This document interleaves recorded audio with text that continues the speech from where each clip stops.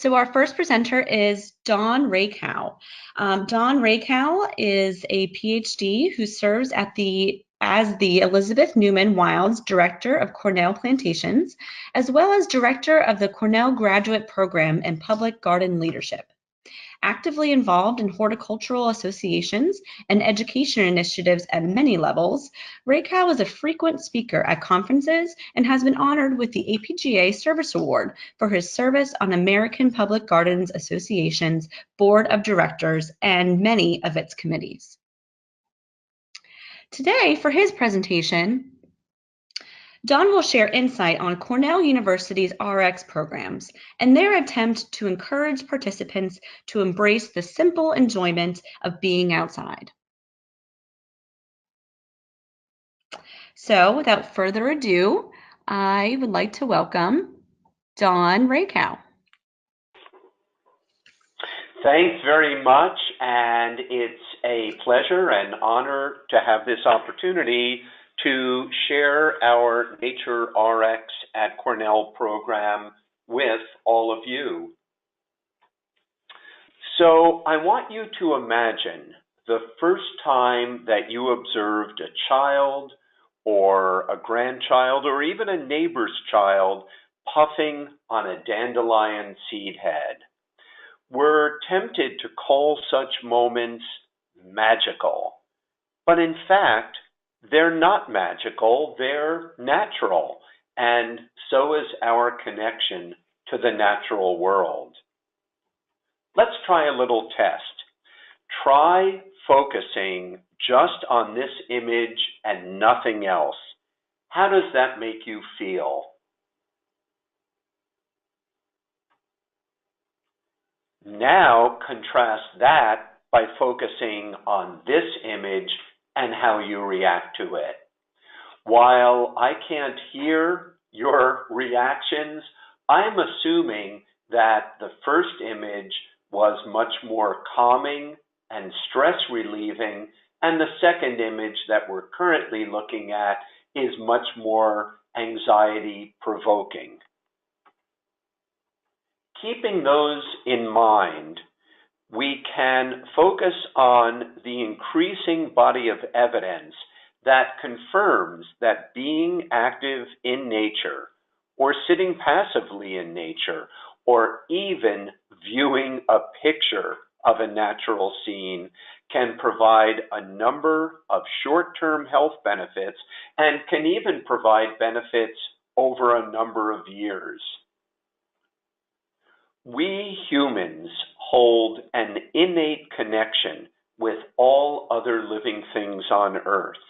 The famed biologist and entomologist E.O. Wilson popularized this connection with the phrase biophilia. Based on this biophilic hypothesis, much research has been conducted in recent years focusing on the specific ways that time in nature contributes to our overall well-being. And nature doesn't have to involve a 2-week trip into a primeval forest. This is an aerial view of Levittown, New York on Long Island, where I grew up. Though the properties were small, there were still plenty of places to discover nature, including small woodlots, area parks, and even our own backyards. And nature can be a social magnet, even in as dense an urban environment as New York City. As people relax in nature and feel comfortable and supported, the tensions and anxieties that cause road rage or street disputes simply melt away.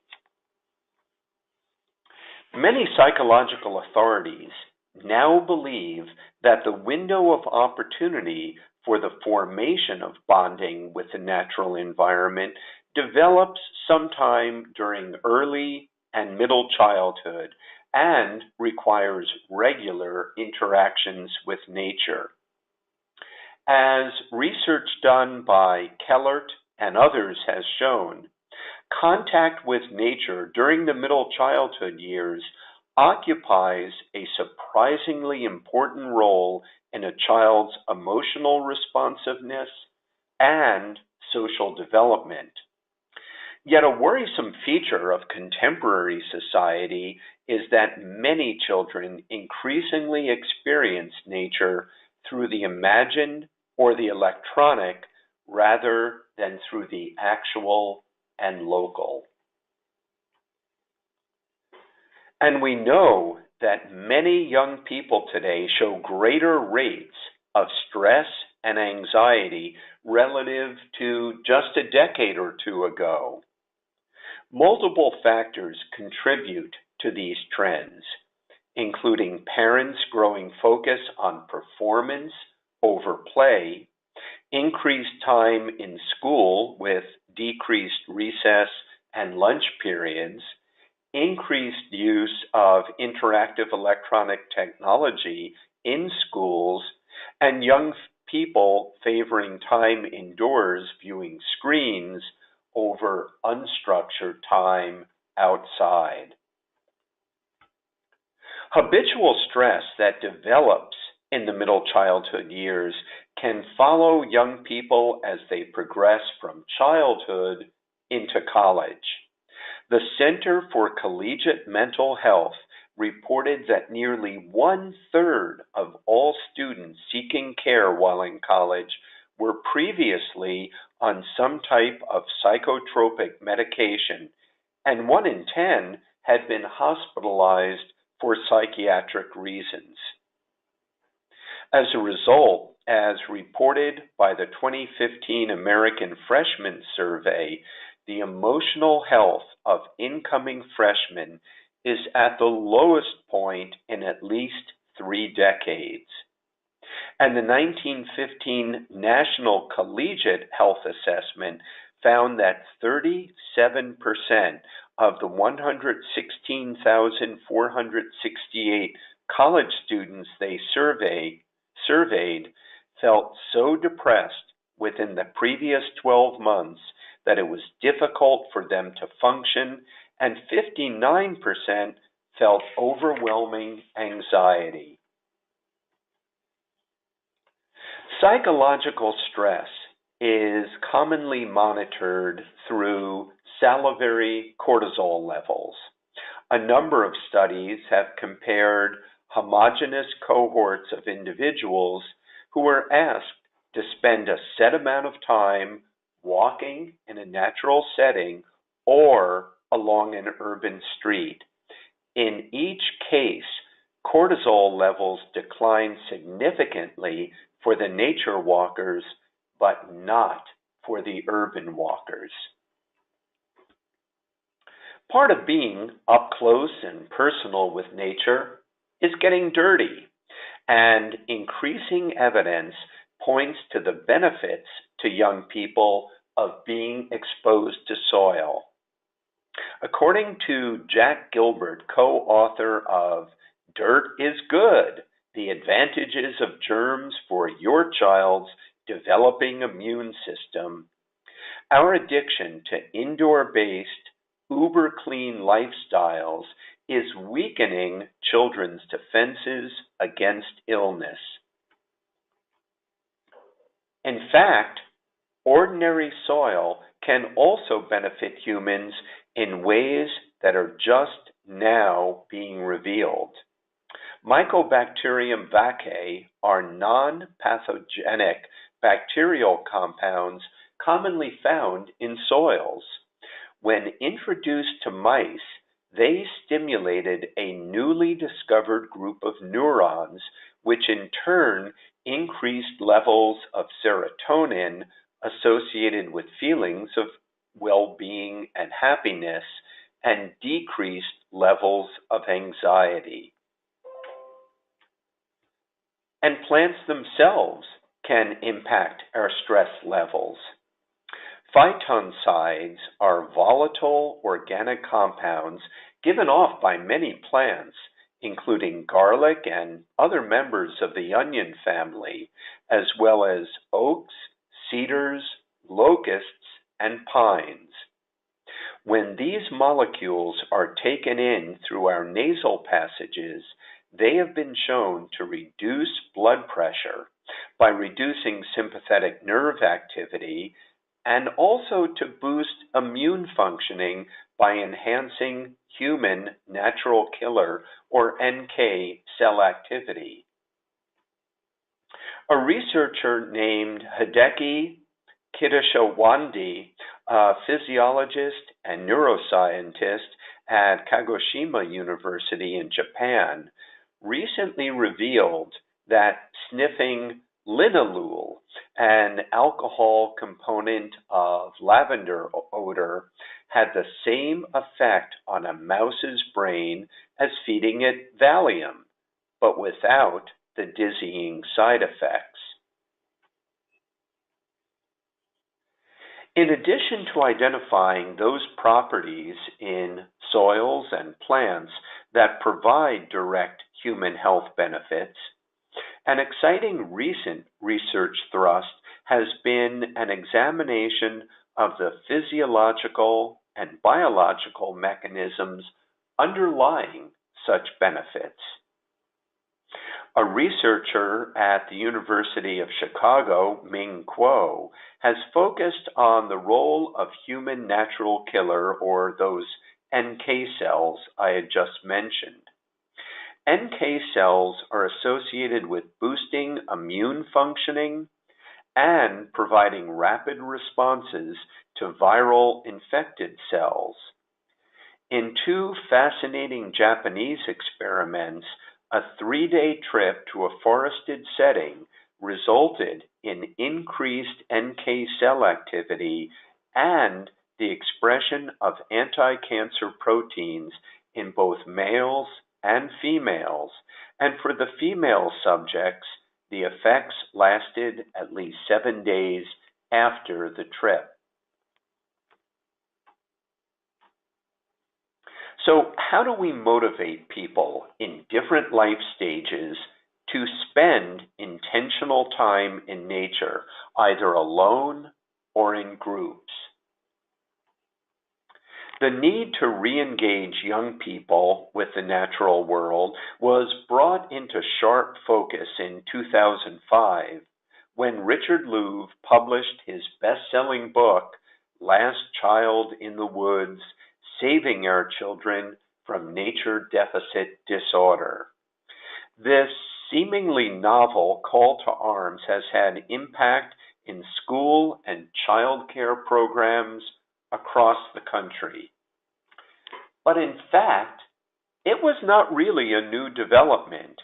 In the early 20th century, Anna Botsford Comstock, along with Liberty Hyde Bailey and Louis Agassiz, all while they were teaching at Cornell, spearheaded the nature study movement, which attempted to reconcile scientific investigation with personal experiences gained from interaction with the natural world.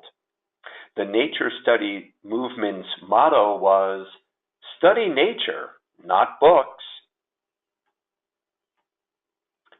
Translating those principles into a contemporary context, a study conducted by my Cornell colleagues, Nancy Wells and Gary Evans, found that among a cohort of rural elementary-aged youth, the impact of life stressors was lower among those children who had high levels of nearby nature than among those who had little nearby nature around their homes.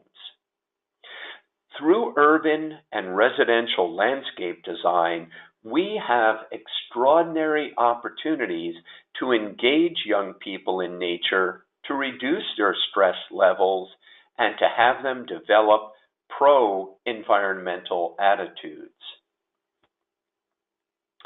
Over the past 2 decades, a number of public gardens have created participatory children's gardens. Multiple studies have focused on the ways that gardening together fosters deeper social connections among groups of children.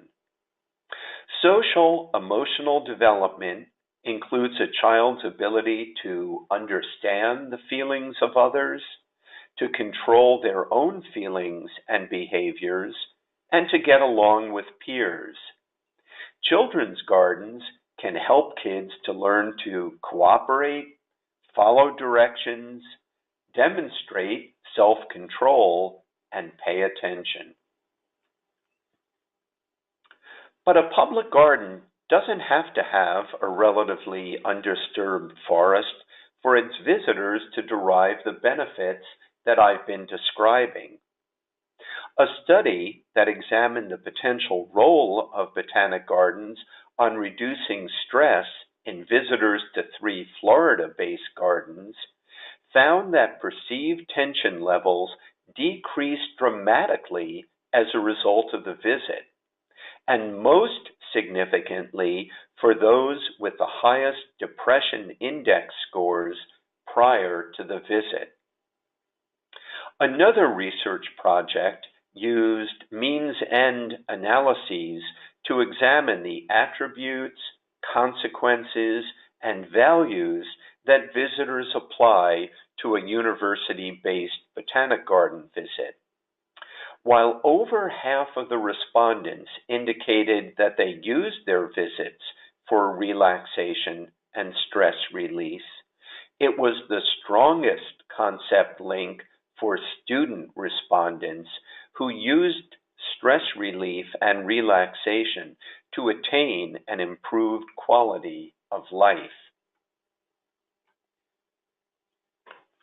Researchers at the University of Illinois Landscape and Human Health Laboratory are now conducting the Capacity to Learn study, which will examine the effects of schoolyard nature on children's learning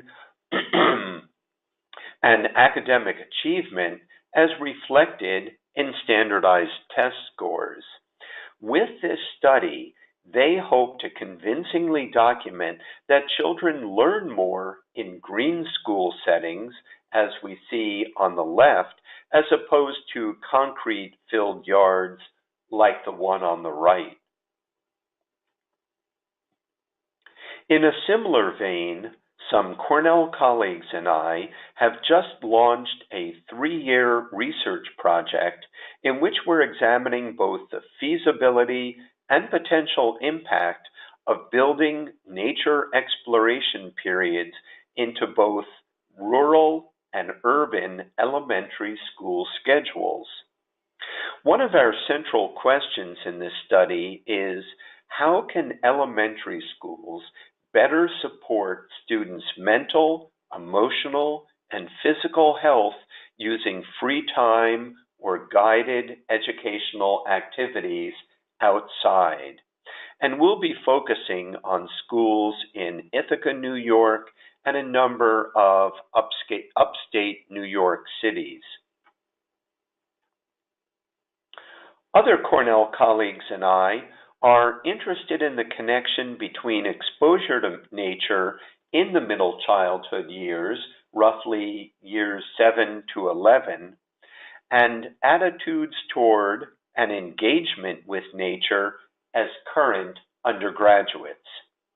So a year ago, we invited Cornell undergraduates to participate in a 24-question survey that examined such things as, during your middle childhood years, did you reside in a large city, small city or village, suburb, or rural area? Which types of nature experiences did you engage in during middle childhood? And how frequently do you recall being out in nature as preteens? Once the respondents identified the types of environments in which they grew up, we then asked them to think of any words they associate with their home environment. While the urban youth provided words such as city, lots, school, and parks, the small city and suburban students were more likely to have identified terms like house, trees, and backyards, and the truly rural kids favored outside, horses, house, and cornfields. This conforms to our analysis that students from more rural communities frequently spend more time in nature in their middle childhood years. Our analyses also showed that students who attended nature camps in middle childhood engaged in nature-related activities more often than those who didn't, but that among current undergraduates, there was virtually no difference in overall concern for the environment between those who did and those who didn't attend camp. Our survey also showed no correlation between family economic status during middle childhood years and current engagement in nature. This corroborates a study by Catherine Broom at the University of British Columbia, which revealed no significant difference across social classes regarding participants' expressed love of nature. We then asked respondents, when they are feeling stressed at school today, how do they seek relief? 179 of the 350 respondents indicated that they spend time out in nature. But do they really? Unfortunately, this recognition of the importance of spending time in nature did not translate into actually spending that time on a regular basis, as the great majority of respondents stated that they went on recreational walks in nature less than once a week or even never. So there's a basic disconnect between what they recognize they should do and the practices they're actually following as Cornell undergraduates. Another new research project in which I'm collaborating with Dr. Dorothy Ibis, a colleague from the College of William and Mary, focuses on identifying the barriers to greater engagement with parks and other green spaces by young urban people of color. Once we identify the primary barriers, we then plan to examine different nature-serving organizations that have successfully transcended those barriers so that we can then develop a set of best practices.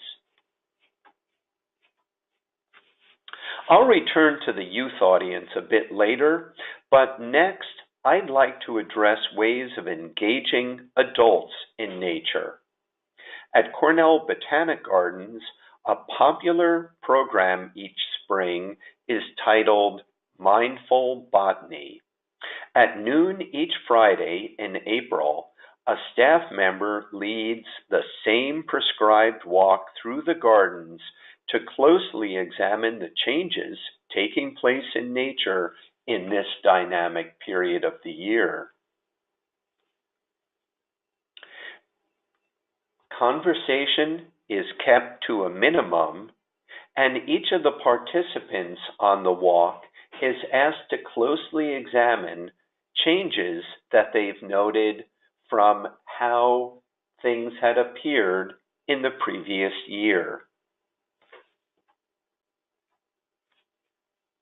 Another great way of engaging seniors is through birding, and many public gardens now offer birding programs. It's one of the top pastimes in the U.S., and birding is inherently calming. Whether done on foot or from a recliner while gazing out a window, watching birds can build reflection, relaxation, and perspective in older visitors.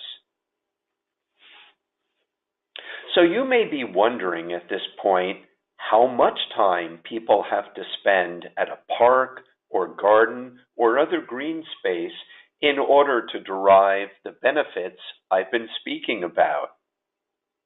Other colleagues at Cornell and I have conducted a scoping review of the literature over the past 2 years around the question, what is the minimum time dose in nature to positively impact the mental health of college-age students?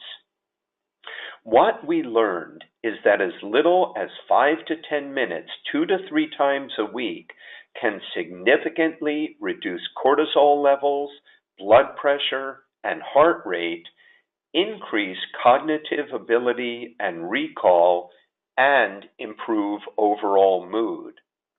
And if this is true for 18 to 22-year-olds, it certainly should also be true for younger and older audiences. Several years ago, several Cornell colleagues and I were on a coffee break at a meeting and got to talking about the fact that the Cornell campus is often recognized as one of the most beautiful in the U.S., but that we also have one of the highest rates of mentally troubled students. We collectively thought, can't we somehow use the natural beauty of our surroundings to improve the well-being of our student body? This was the genesis for a program called Nature RX at Cornell, whose mission is to reduce stress and thereby increase physical and mental health in students through their engagement with nature, and to cultivate in students an increased appreciation for nature. We have just recently expanded our efforts by starting a campus Nature RX network, in which collaborating campuses will be sharing approaches, posing challenges, and exploring opportunities for collaboration. Our network has started with 4 campuses: Cornell, UC Davis, University of Minnesota, College of William and Mary, but there are a number of additional campuses which are interested in joining, and we're hoping to hold a virtual seminar or symposium sometime this fall. Because there is such a need for Nature RX type programs on college campuses, in public gardens, and other nature serving settings, the Director of Counseling and Psychological Services at Cornell Health, Dr. Greg Eels, and I have co-authored a new text, Nature RX, Improving College Student Mental Health, to be published by Cornell University Press this May. In it, we go in depth into the mental health crisis on American campuses, discuss the proven benefits of spending time in nature, provide a stepwise guide to developing a Nature RX program, and profile 4 campuses that have developed Nature RX initiatives. We end by considering ways in which Nature RX programs will figure into the future of the American university. We cannot deny that we live in a time of turbulence, of social isolation, and of environmental degradation. But by reconnecting individuals and groups to nature, we can hopefully be contributing to a healthier human culture, and that's our goal in Nature RX. And at this point, I would be happy to answer any questions that anyone may have.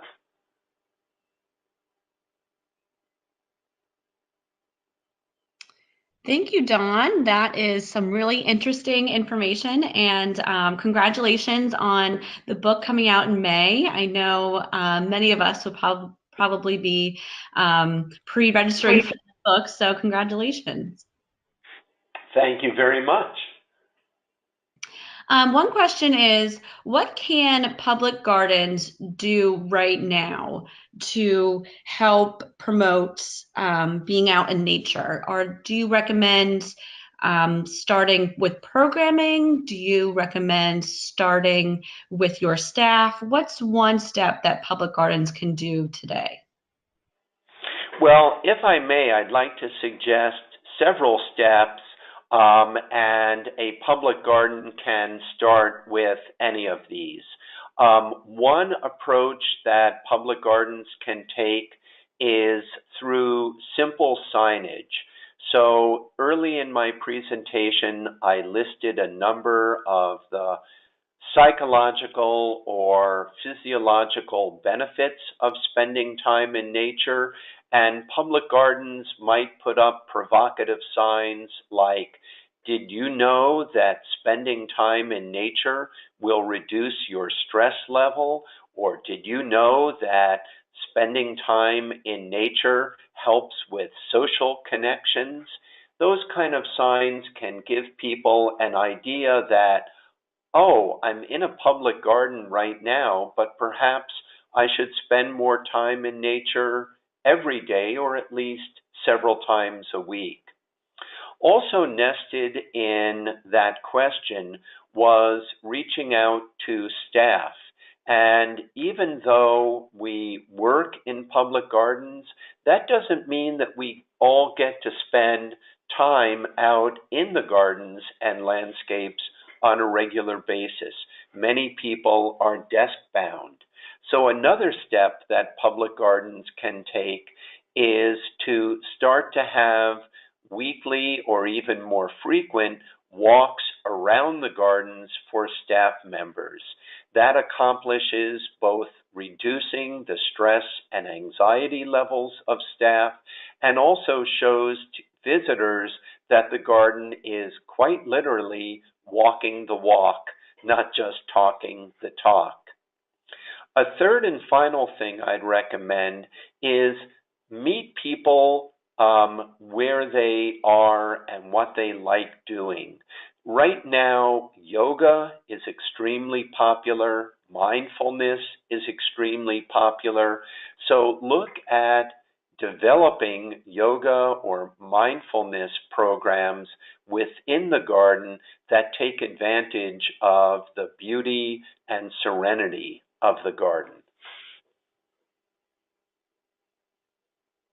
Thanks, Dawn. Those are all some great suggestions. Let's pause here for a minute or so and wait for the next question to come in.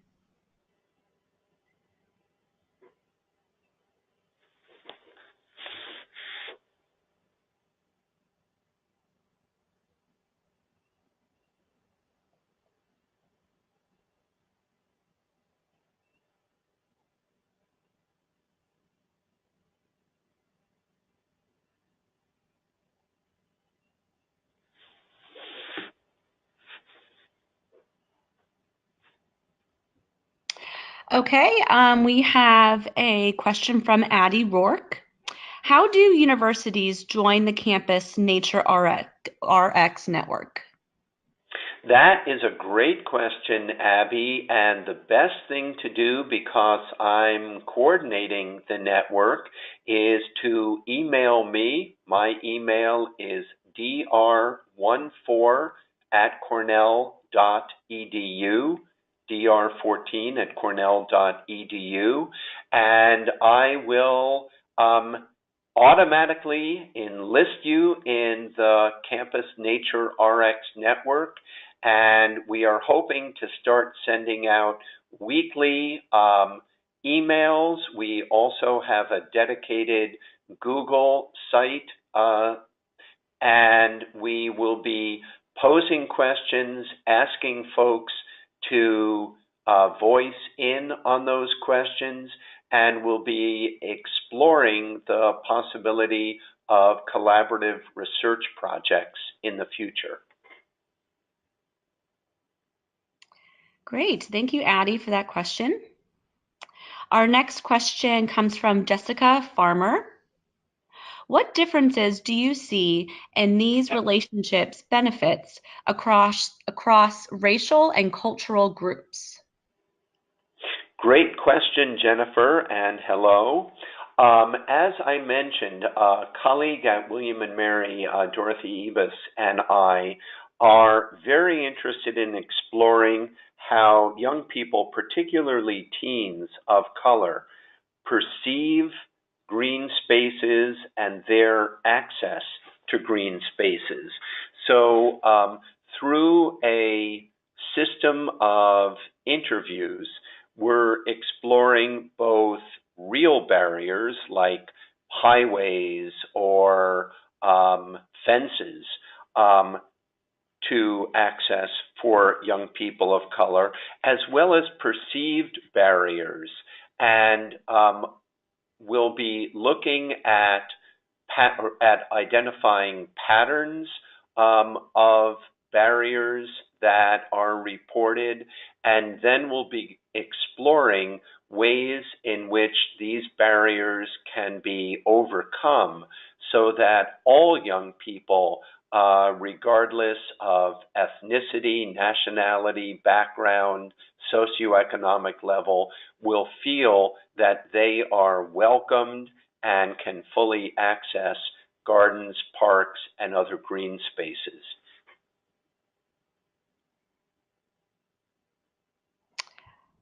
Okay, thank you, Jessica, for your question. Another question coming in from Kansas.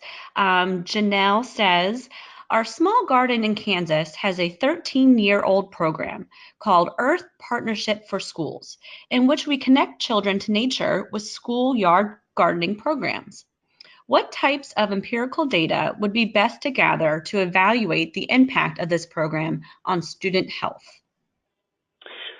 Well, I'll mention that anytime you're trying to collect data on elementary school students, it is a very tricky endeavor, partly because you need to get permission to actually survey those students, and partly because the reliability of the information is often questioned.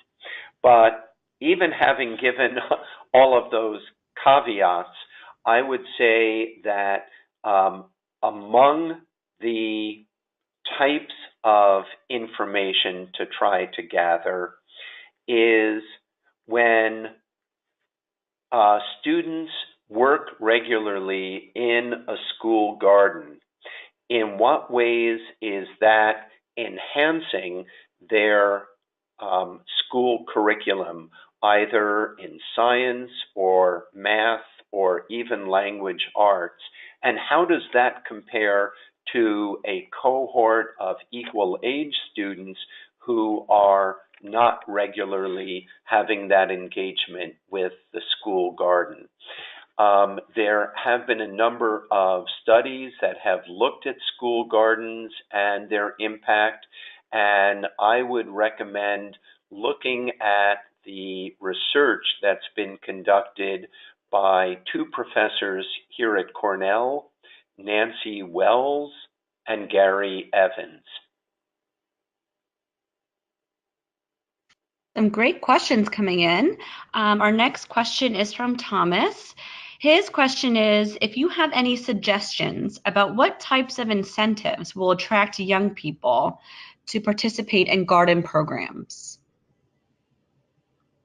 Well, I'm going to ask him to clarify what age group he means by young people.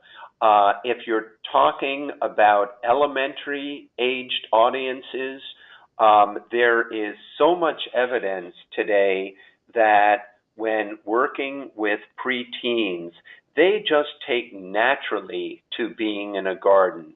And whether it's because they enjoy getting their hands into the soil, or it's because they just take such delight in seeing seeds germinate and grow into plants and eventually fruit or have harvestable parts, or whether it's because young people just enjoy working on projects together.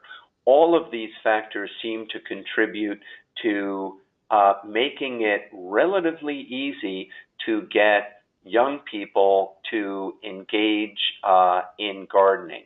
I would say that the challenge becomes somewhat more difficult in middle school and in high school for social reasons, for academic reasons.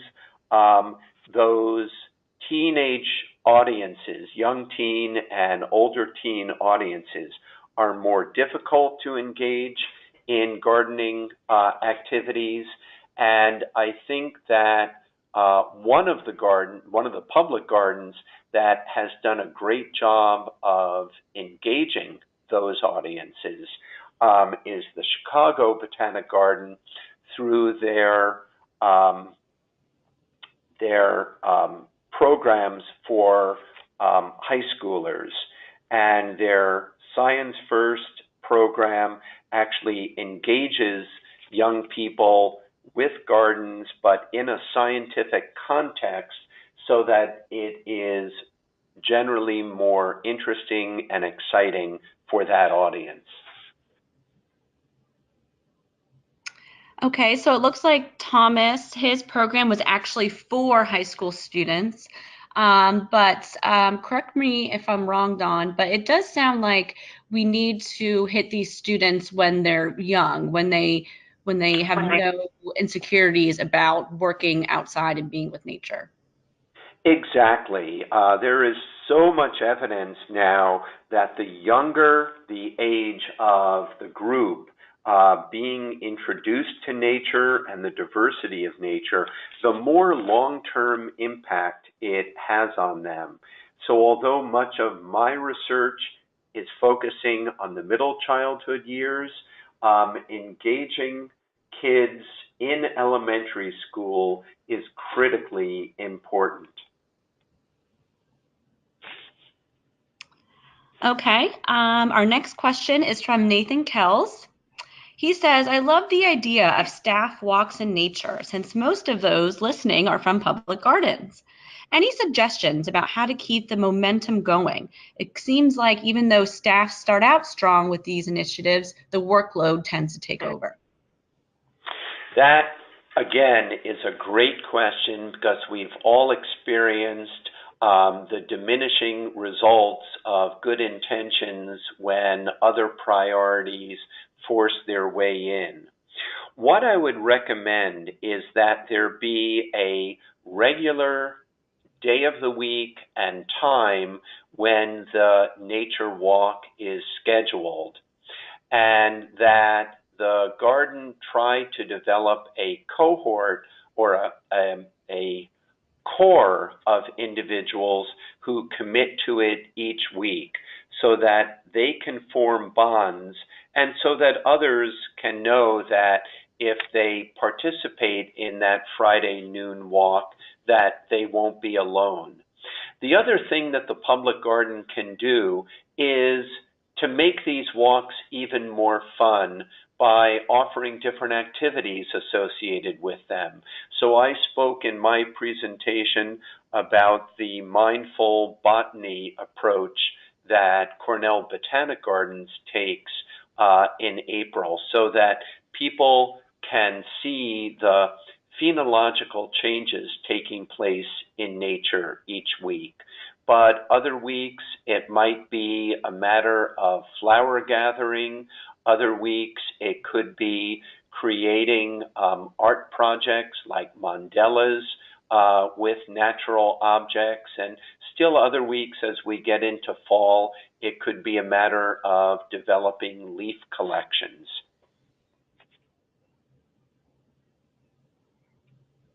Great. Lindy just commented saying that her programming team always meets on the garden patio. They find it really boosts their creativity and gets them away from their desks. So definitely some good ideas. I think we have time for one more question. If anyone would like to submit one final question. And while we're waiting for that final question, I'll mention that we all need to be seasonally sensitive to our region. So right now it is snowing heavily in Ithaca, and I wouldn't suggest that an outdoor meeting would be appropriate today. And likewise, when it's 100 degrees in Tucson in midsummer, that may not be the time for an outdoor meeting. So that's a good point. So especially right now, being in the greater Philadelphia area with snow and rain outdoors, any suggestions for how to engage people during these events of inclement weather? Well, certainly there are many wonderful outdoor activities that one can engage in the snow, whether it's cross-country skiing, snowshoeing, or sledding. And if it's a very light rain, it can be very pleasant taking a walk in the rain. And some of my favorite garden memories were in light rains. But I'm the first one to admit that there are certain days when it's not a great idea to go out in nature. So certainly in our Nature RX program, we are not promoting the idea of spend time in nature no matter what the weather. Great. Yes. So you are smart about when to tell people to go outside. So thank you so much, Dawn. I think we've all learned a lot. We've definitely gained a new perspective for what we do. So I think everyone, when especially here on the East Coast, when it does warm up, be sure to go outside. Thank you again, Dawn. And we will be back in about 10 minutes for our next presentation. And I just want to say before I sign off, any of the participants who would like to contact me, you're very welcome to at that dr14@cornell.edu website, email. Great. Thanks, Dawn. Okay, bye-bye all. Now, our next presentation, we will share insights on finding and maintaining the working balance across departments at multi-attraction gardens. You'll hear from the Director of Horticulture at the Lincoln Park Zoo, Joe Rothleutner. You'll also hear from Landscape Curator at the Botanic Garden of Smith College in Northampton, Massachusetts, John Berryhill, as well as Head of Horticulture at the Filoli Center in Woodside, California, Jim Salyards. Now, to kick things off, please welcome Joe Rothleutner. So first, I want to say welcome to everybody who's attending today, and thank you so much for coming to our session. It's really fun and exciting to be asked to re-showcase these presentations that we gave at the annual conference this past year. And I wanted to give a little bit of context on where this session really came from. So I was together with Jim and John actually at the Native Plant Symposium at Garden in the Woods. And while we're together, and when any group of colleagues kind of get together, I think you get to talk about the exciting things that you're working on, but you also start to think about, you talk about some of the challenges that you're facing that you think might be unique to your institution. But when you're talking amongst other people who work at kind of multi-attraction gardens, you start to realize that all of these places that are more than just a garden have challenges that have a lot of parallels, and they seem to have more in common than you might first think. So hopefully today we start to get you guys thinking about unique opportunities to help leverage some of those challenges you might have at your institution and bring in new creative ways to work on projects and build some of those internal collaborations. So today we're going to have 3 different talks. We have one that is myself presenting about my work here at the zoo, we have Jim Salyards from the Filoli Center, which is a historic estate and garden, and then John Berryhill from the Smith College, which is, of course, a university campus, but also a beautiful garden. So I'm going to start off by talking about the zoo. So to introduce you guys to the Lincoln Park Zoo, we just celebrated our 150th anniversary, and we're the second oldest zoo in North America. Altogether, we're about 49 acres, and we're open to the public 365 days of the year. And because of our location in Chicago, we have a huge number of guests that come. We have almost 4 million visitors each year, and we're obviously known for having a large group of animals that live here, about 200 different types of animals, but we have over 1,400 different types of plants as well. And I mentioned that we're located in Chicago, and this is actually an aerial view of the parks where the zoo is located. And you can see the Chicago skyline in the background, Lake Michigan to the left. It's absolutely beautiful. But our mission is dedicated to connecting people from the city with nature by providing a free, family-oriented wildlife experience in the heart of Chicago, and by advancing the highest care of quality of animal care, education, science, and conservation. And we recently just went through a big new rebranding where we were starting to expand on that and trying to create a vision that can help us achieve that mission. And the vision that we came up with was to inspire communities to create environments where wildlife will thrive in our urbanizing world. And this is a shot again of the zoo, and this is Nature Boardwalk. It's our 14-acre prairie-style garden on the south end of the zoo. And it really embodies that vision of what we're trying to get cities and trying to get people started to do on any scale, from backyard gardens to hopefully inspiring park systems and other cities.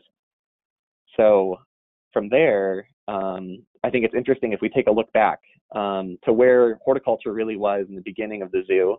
So this is actually an old postcard from about 1920, and you can see they're beautiful gardens that are kind of running through the park and running through the zoo.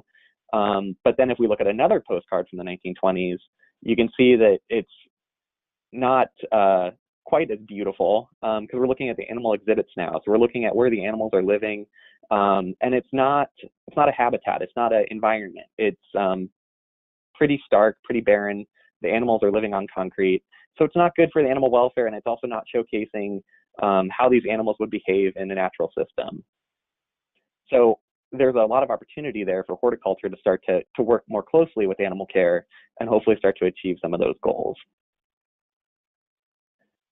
So horticulture at a zoo, I think, is kind of based off of 4 pillars. So we have what we call our exhibit planting. So that would be an example of if we had some plants that were growing inside of those bare exhibits. We have our browse program, which is harvesting plant material that we feed out to the animals.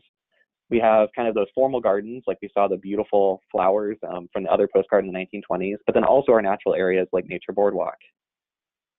And all of these go to help support different components that link back to the mission, but also just to that vision of inspiring communities. And some of those are animal welfare, our guest experience, habitat for visiting wildlife, our conservation initiatives, and then also learning outcomes. So if we take a little bit of a deeper dive into some of those exhibit plantings, I think it really hits on animal welfare, guest experience, and learning outcomes.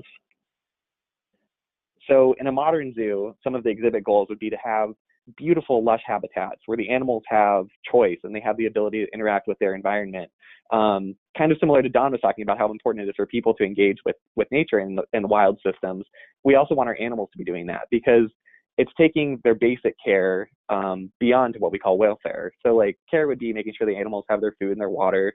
But welfare is the animals are perceived as being happy. They have choices. They're interacting with a dynamic system. And so this is our Japanese macaque exhibit. It's beautiful, it's lush, it's well balanced where the animals actually have opportunities where they're out there foraging, very similar to the way they would in nature. And recently, we just opened a new exhibit, the Walter Family Arctic Tundra, with our new polar bears, Siku and Tellini. And so this was an original rendering showing this lush system where the animals, again, had free choice. They were able to interact with the environment, going up on rocks, climbing, digging in soft substrates and dirt, and behaving much the way they would on a tundra. And it actually was realized. It was beautiful when it first opened.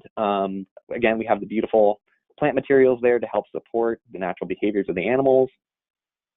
And we actually pulled some of those plant materials out to meet the public to help with some of those learning outcomes so people could also interact with the environment similarly to the way they might see the polar bears. They could touch some of the grasses, they could smell the flowers, and be engaged with the animal through the habitat. But as soon as we introduced our wonderful polar bears, Siku and Tellini, we started to have some challenges with the exhibit. So first off, Siku, our male polar bear, he immediately went for a lot of the shrubs that were planted in the exhibit. This is one of the Arctic willows that he took down to his pool, threw it in the water, was treating it like a toy. It was great enrichment, and it was a great opportunity for him to interact with the environment, but it wasn't the exact outcome we were really hoping for. And Tellini, I don't know if you see her in this photo, that is Siku to the right, but Tellini is actually right there digging in a mud pit. So she has created herself a little wallow, taking a nap out on exhibit. And it's great for her. She's really enjoying the habitat. She's doing things that she would choose to do in nature. But it has destabilized quite a bit of the exhibit now that we've lost some of those plant materials that were really holding the soil in place and were preventing erosion. So this might be a little bit difficult to perceive, but this is actually a relatively steep slope. And because of the way the water drains in the exhibit, it's been moving down this hill into their pool. And that pool should be clear water where you can see the polar bears if they're in there swimming. But because so much sediment has moved down into the pool, it's kind of obscured the vision of the polar bears while they're in the water, but also it's challenging for the engineering of the system to actually be able to filter that water and keep it clean without needing constant maintenance. And it's also been incredibly taxing on the keepers as we've had to drop the pool and replace the water. They're in there with shovels, literally pulling mud out of the bottom of the pool. And this is all a challenge for the maintenance of the exhibit, but also really the perception of the public and the donors to help support it. People will come and they'll see this, I'm going to say, I'm putting up air quotes, dirty water. And it just doesn't look good for the animals. It doesn't look like they're getting the best care that they could. So we needed to address this. We needed to figure out a way to improve the water quality.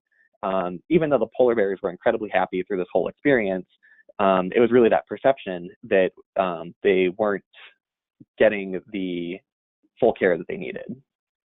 So we came up with a short-term fix where our horticulture team went in with some muscle and some buckets, and we were literally scooping and pulling the dirt all the way back up to the top of the exhibit, trying to restabilize the slope the best we could with some live stakes of willow, some live stakes of different brambles, and we were trying to figure out a way to get vegetation reestablished in the exhibit.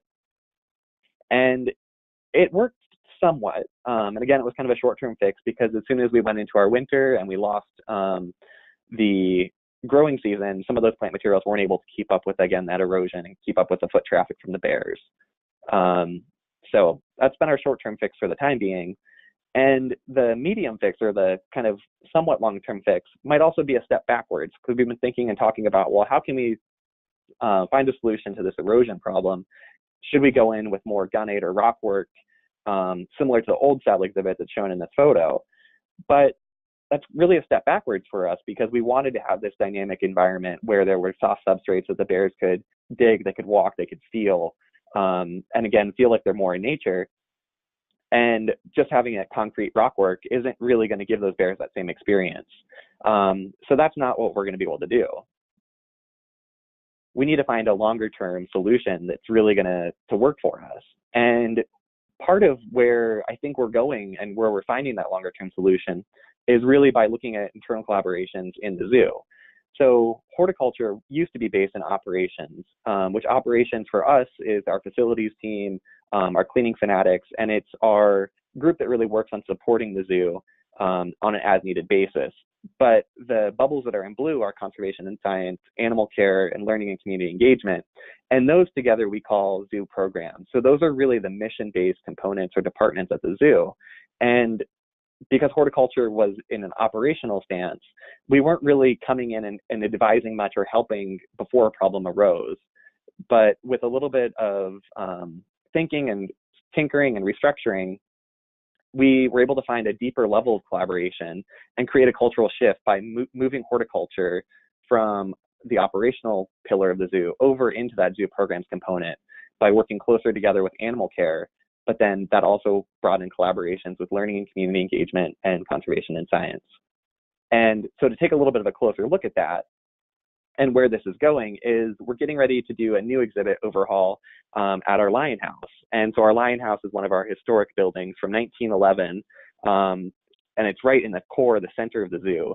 And we're really looking at animal care and horticulture, really bringing in components for animal welfare, the function of those exhibit spaces, but also exhibit maintenance on the horticulture end, and aesthetics. We're bringing in our conservation and science team to really work on figuring out what messaging we can have in connection to work that's happening out in the field or happening out in Africa with some of our collaborations. But then also the learning and community engagement team is coming to the table and really working on building interpretive elements into that exhibit design that's going to help tell a better story about how we care for the animals that live here at the zoo. It's really an exciting time and an exciting opportunity to really be there at the beginning of a project and be able to give input that will hopefully make it more successful right off the bat and not need as many modifications. But to share some of these other collaborations that have kind of emerged out of this, this new mindset and a new way of working is that we're working a lot closer with the animal keepers themselves. And this was kind of, it started as like a social activity where we had some juice and some cookies, and we actually put together an herb garden in one of the auxiliary spaces behind our ape house. So you might be able to see there's a couple of chimpanzees watching us as we're teaching the keepers how to harvest herbs and how to plant and care for the herbs that are going to be picked and given back to those apes and primates to help enrich their daily experience. As they're foraging through their exhibit, they find something that's spicy or find something that smells really good to help improve their day-to-day. Other collaborations that have kind of emerged have been working really closely with our nutrition center at the zoo, where we process and prepare the food that goes out to those animals. And one of that was that horticulture came in and we helped advise on a post-harvest storage study on bamboo. So we order our bamboo in from other locations because we aren't able to grow enough to feed our red pandas. And as we get that, we get these huge boxes, and we need to figure out a way that we can store that bamboo most effectively. So you can see on the far left, that was a bamboo that didn't fare so well through one of the trials, but the ones on the right are much more lush and look much more palatable. Another thing was that we got browse prescribed into our gorillas' diets. So browse is, again, it's something that we feed out to the animals to enrich their day. So they're already getting their sweet potatoes and their lettuce and all the other types of things that they're getting from the nutrition center. But browse is something that we're cutting off of zoo grounds to go into their exhibit for them to forage and eat in a much more natural way. It's got more fiber, more minerals, and different nutrients in it that might not be available in some of those domesticated vegetables. And so with the gorillas, for example, we set a specific amount of browse that we were going to harvest from certain species and deliver it weekly so that we could cut back on feeding some of the lettuce. And it was incredible. You could see that the gorillas were truly enjoying what they were doing as they were out there foraging in their exhibits, but also we were able to save a lot of money. We cut back almost $8,000 in lettuce in just 1 year. So that's pretty incredible. Some collaborations that have emerged again out of this is also that we've been working closely with our marketing communications team to help tell some of those stories. So we had this beautiful article that was in our zoo magazine that went out to our members, telling the story of where browse comes from and how it impacts the animals. Other collaborations that have emerged have been with our facilities team. We have this really nice kind of booklet that we have that we call our zoo landscape standards. And it really defines materials for fencing, hardscape, trash cans, benches. And by doing this, it's really given the zoo a much more uniform appearance as we're going through construction projects and we're redoing spaces. We're making it feel more and more like the zoo is unified. And this goes a long way for guest perception because they see an identity of the zoo when they are here, and you take a picture and you see the fence, you know that, hey, I've seen that fence before, it's at Lincoln Park Zoo, instead of having each area kind of themed differently. I think it's really had an impact. Another example is, again, this is the Walter family Arctic tundra photo, and you see that fence that's kind of running through the middle of that garden space. It's kind of hard to see because there's plants on both sides of it. But we've actually used that same style of fencing for some of our different events. So here we've made stanchions out of it for one of our food truck socials. So this is, again, just kind of repurposing and reusing consistent materials. So that way we have a more unified vision and more unified look and feel of the zoo. And so that might have been a little bit all over the place towards the end, but I think it's just when you really start to think creatively about the different opportunities that are there to work with different departments, it really can help strengthen the image and strengthen the work that everybody's already doing. So thank you so much. My email's here. I think we're going to take questions at the end, but I would like to pass over the power to Jim Salyards from Philoli. And Jim is going to talk to you guys a little bit more about what he's doing. Thank you so much. Fantastic. All right. Thank you, Abby. Thank you, the marketing community, for putting together this webinar. I think it's really fun to have an opportunity to share all these different presentations with a broader audience than those folks who can make it to the annual meetings each year.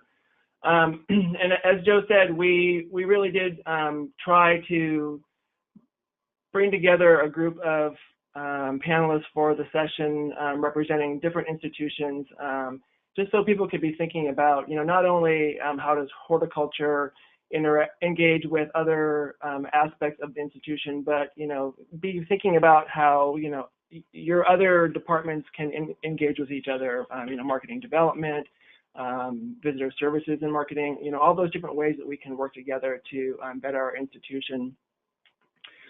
So Philoli has actually just gone through a new strategic planning process, and in the midst of that has revised our mission statement.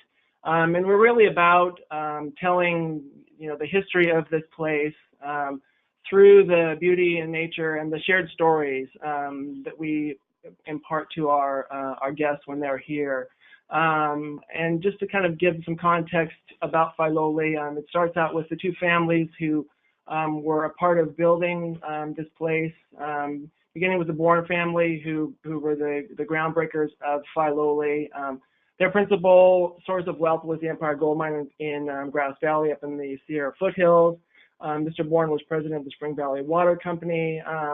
And Mr. Morton attended Cambridge University and really wanted to create a country place estate that was reminiscent of what he was seeing on the English countryside. I think that they did that. They were really, as you can see there in the quote by Mr. Bourne, were hoping to spend the latter part of their years just growing and growing young as they strolled the grounds at Philoli. The Bournes both passed in 1936, and then the property was bought by the Ross family, whose principal source of wealth was the Matson Navigation Company, big shipping company that was all over the Pacific, including cruise lines. And it was under the Ross that the gardens really started to gain worldwide recognition. And one of the incredible things about the Ross was that they were such incredible stewards of the property. They really didn't change it much, and kind of kept that historic look that the Bournes established. In 1975, the property was donated to the National Trust for Historic Preservation, and the National Trust is all about saving historic places. Philoli is one of their 27 sites, and represents, as I said, a country place estate in California. If you look at Philoli, we're really broken up into three pieces, starting with the house. This modified Georgian house is 54,000 square feet, many rooms, bedrooms, bathrooms, and extensive libraries as well. And we have a collection that that represents both the families who are here, but also many other things that have been added over the years from donors, including one big donation that came in the late 90s, which was really perfect for a place like Philoli, representing 17th and 18th century English and Irish furniture and decorative pieces. But we really are focused on preservation throughout the estate, but particularly in the house. It requires a lot of focus on the pieces and all the ways that we can keep the house looking as vibrant as it did during the time that the families were here. The second part of the property, of course, is the garden, which has really brought Philoli a lot of renown. We have extensive spring displays, but also do beautiful summer displays. But the garden really has an incredible design and foundation with a mile of hedge, turf throughout the garden as well that give it that country place look. And we feel that Philo is one of the most beautiful gardens in the world, and that's what we're told, you know, as people stroll through. The garden is broken up into different garden rooms that kind of give the gives you a sense of enclosure, but also allows you to take in each of those spaces as you navigate through the garden. And then the third piece is the land. We sit on 654 acres with 6 distinct ecosystems and many miles of trails around the property, and many deer and other critters around the property as well. Pumas come through the garden occasionally, mountain foxes, coyotes, all sorts of things call Philo home. And we're also bisected by the San Andreas Fault. And that helps us to tell, another story about this land that we sit on. So I've broken my talk up into 3 case studies of where horticulture has engaged with other aspects of the institution.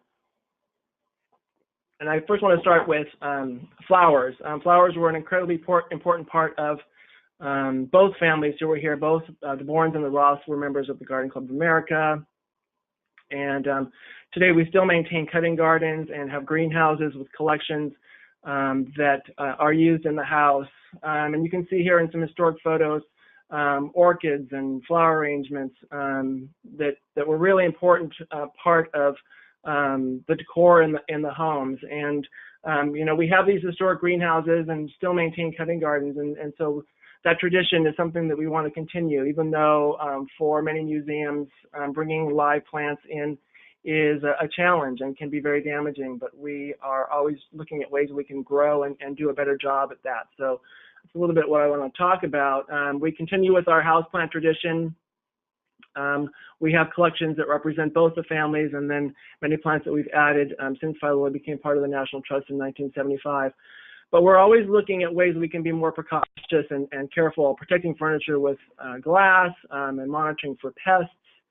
And then moving on to flowers, flower arrangements were a huge part of particularly the Roth era and some of the things that they did during the parties that they held. And that continues today. We do about 25 arrangements throughout the house and some of the other buildings on site. And we have a committee of 90 flower arranging and floral design volunteers who do those arrangements.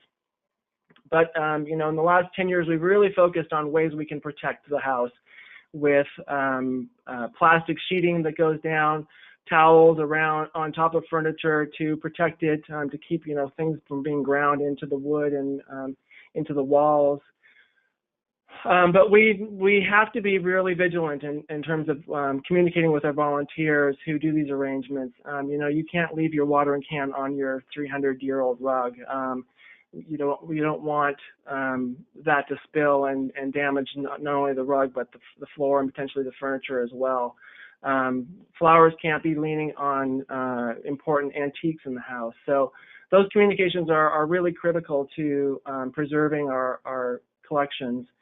And horticulture is also responsible and accountable for being careful, learning what plants are damaging in the house and removing those from the palette of things that we grow for cutting, and picking things at certain times of the year when we know that they're not going to be dropping fruits. Nandina fruits, when they're ripe, are going to fall and get crushed into rugs. But when you are picking them when they're still green and have a little color, then that's the perfect time, and you're not going to be dropping fruit on furniture and rugs. Green waste is an important part of that. What we can do to protect things, removing it as soon as possible, so that insects don't build up populations in buckets of green material. These also will elevate the humidity, which can affect furniture and books and tapestries and things. So regularly dumping our green waste is important. And then staying educated on other protective measures that we can implement so that we're protecting the house. Just as a quick aside, one of the fun things that we've added in the last couple of years is doing identifications of our arrangements. It's something that we have for our docents. We have it at the front door of the house so that when guests are asking what are in the arrangements, we have a list ready for them. And it's really helped to better engage the visitors with our floral program, because they're interested in the plants because all of the material comes from the garden. And then moving on to just ways we can protect the house. In other ways, we had many events that really were damaging to the house. Here you can see the ballroom. This is what the ballroom looks like clean, and this is what it looks like when you lay sod on the floor and have trees and plants all over.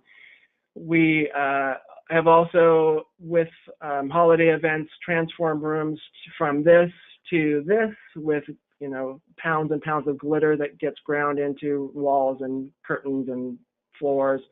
So we've really worked at significantly changing our events so that they're more protective of the house, including completely revamping our holiday event.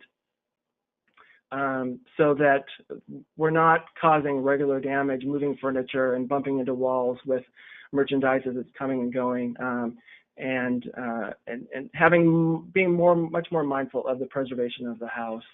But that doesn't mean we're not adding things and showcasing horticulture where we can and where we can do it in a way that makes more sense, like having an orchid show in the kitchen, in the foyer of the house where there aren't a lot of decorative pieces. And we hope to do more of that in the future so that we're reinforcing the importance of plants and flowers, but doing it in a way that is not damaging to the house. My next case study is on retail. We have a store at Filoli, the Clock Tower shop, and horticulture works with retail in developing products for sale because guests are really enthused about taking home things that are pieces of the garden. So we actually will create products from debris from the garden. These are pear and apple twigs that are bundled up into fire starters. We harvest our lavender from our historic lavender garden and sell that as sachets. The people really love lavender and love bringing home something like that from the gardens at Filoli. We have intentional products like herbs and vinegars that we make from herbs that are grown on site. Filoli is known for its fruit collection. It's our largest total collection of plants, and it is an eclectic collection of all sorts of things. And so we've been looking lately at ways we can use the fruit collection to produce products for the store. And we've been doing jams the last 5 years with apples and pears, and doing single varieties and mixed varieties. People really are interested in knowing that an apple butter is made from all Spitzenberg apples or all Comis pear.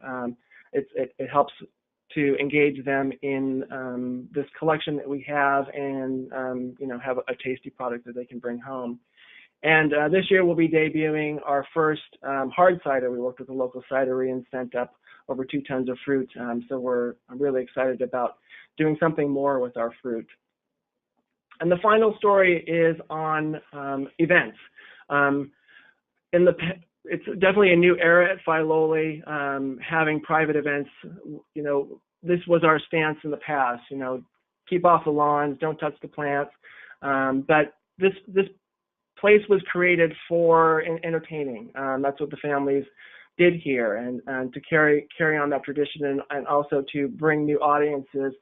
We've really worked at creating a really dynamic events program here in the last few years, turning our lawns where we used to say keep off into beautiful wedding reception venues, and using these beautiful buildings that we have and allowing people to have dinners and enjoy these beautiful rooms and things around the property. But one of the keys was developing a really good property use guidelines documents that we could share with people. and it goes detailed in a detailed way into capacity for spaces and what's allowed, where red wine is allowed, where it's not allowed, and other precautions in terms of setups that help to protect the garden. But there have been some hiccups. Bricks have been chipped, and now we know that that's something we need to add to the discussion with these vendors that we have. We've had events set up, and a lot of it is just about communication. This was a painting event that was on the calendar for a while, but wasn't something we were paying attention to, and ended up working toward renovating this lawn days before this happened. So just working together collaboratively with the events team has helped us prevent situations like this. We had Ferrari doing a party at Filoli, and we were very careful working with them, bringing their car into the middle of the garden. But we didn't realize, even though we used protective measures, bringing the car in, that those pads that they had to use to move the car along, as the car sat and we moved the pad along, the very low car was on top of the lawn, burning the lawn. So, you never know what situations can come up, but with each one you learn and hopefully do a better job. And ultimately, the great thing about the events is that we have a lot of new and satisfied customers, team building sessions that are going at Filoli, bringing tech people to Filoli, potting up plants, kind of engaging with what we are all about, and learning about a place that they didn't even know was in their backyard. It's really been a wonderful new adventure for all of us, but having happy audiences is what we're all about. When you can enjoy the pool at Filoli and have a party, it's a lifelong memory. And hopefully Filoli stays with these folks for the rest of their lives. Thank you.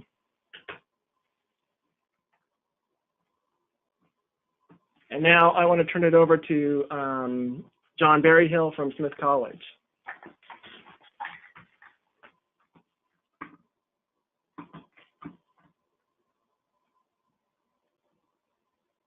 All right, thank you, Jim. Can everyone hear me okay? Yes, we can hear you loud and clear, Don. Great. Thank you, Abby, and thank you, Joe and Jim. And greetings, everybody, from the Botanic Garden of Smith College in Northampton, Massachusetts. As Gabby had said earlier, I'm the landscape curator here. I'm part of a team of 15 people that manage our facilities and our engagement and outreach efforts with our stakeholders. The facilities here include the Lyman Conservatory, an exhibit gallery there. We have 3 main gardens on campus and several small named gardens spread throughout the campus, and an accessioned arboretum that is comprised of all the trees and landscape plantings on campus. It's probably worth noting, too, that Smith College has a separate grounds department with an entirely separate reporting line, and they handle lawn maintenance, non-accessioned natural areas, and aspects of landscape stewardship that don't really fit better under their objectives and mission than they do under ours. But before I really get rolling here, I wanted to say that I feel obliged to start off by thanking Joe for inviting Jim and I to examine our gardens through this lens. When he first reached out to us with the idea for this presentation, to explore these common threads that run through our respective institutions that might seem very like an eclectic group at first. It gave me reason for the first time really to reflect on the fact that the intersection of knowledge and stories from the plant world and knowledge and stories from beyond the plant world were really at the heart of our identity as a botanic garden. And that gives us a really natural home at a modern liberal arts institution like Smith College. And it also really struck me that the ideas and motivation for the 2 garden spaces that I want to highlight today, ones that we're really proud of, originated not just outside of our department, but outside of the plant world altogether, as did the idea for our existence as a botanic garden that's thoroughly woven into a college landscape in the first place. Um, for anyone who doesn't know, Smith College is a small women's liberal arts college in the Connecticut River Valley, Massachusetts, and near the downtown Northampton. It has about 2,500 undergraduate students, a couple of small graduate programs. The graduate program's co-ed, and it's on about a 125-acre campus. And the Botanic Garden here was really infused into the college's DNA from its inception, creating a really fertile ground for the kind of symbiosis and co-ownership of both mission and physical space that all three of us are talking about today. And after a really successful first decade in the 1880s, the need for growth and the development of campus infrastructure became apparent. And it was towards the end of the 19th century that our first president, Lawrence Clark Seeley's idea for the campus to not just contain a botanic garden, but for the entire campus landscape to be one, was born. And he was able to bring in two heavyweights at the time, the Olmsted firm from New York, to handle the landscape architecture, and botanist William Francis Ganong to teach and to ensure that the scientific value of the collection and the teaching that was coming from it was going to meet his goals.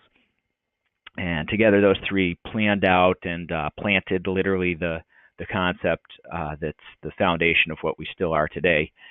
It's worth noting that Ganong wrote that it was his belief at the time that President Seeley's concept of integration was a truly original one, and I haven't heard of him of being proven wrong on that point at this time.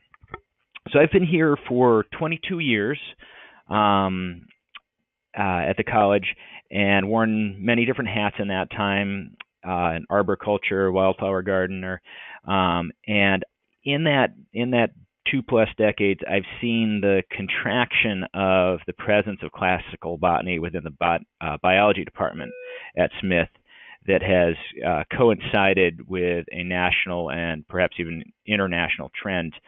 But that does not mean a loss of love for plants with our students, or nationally or internationally.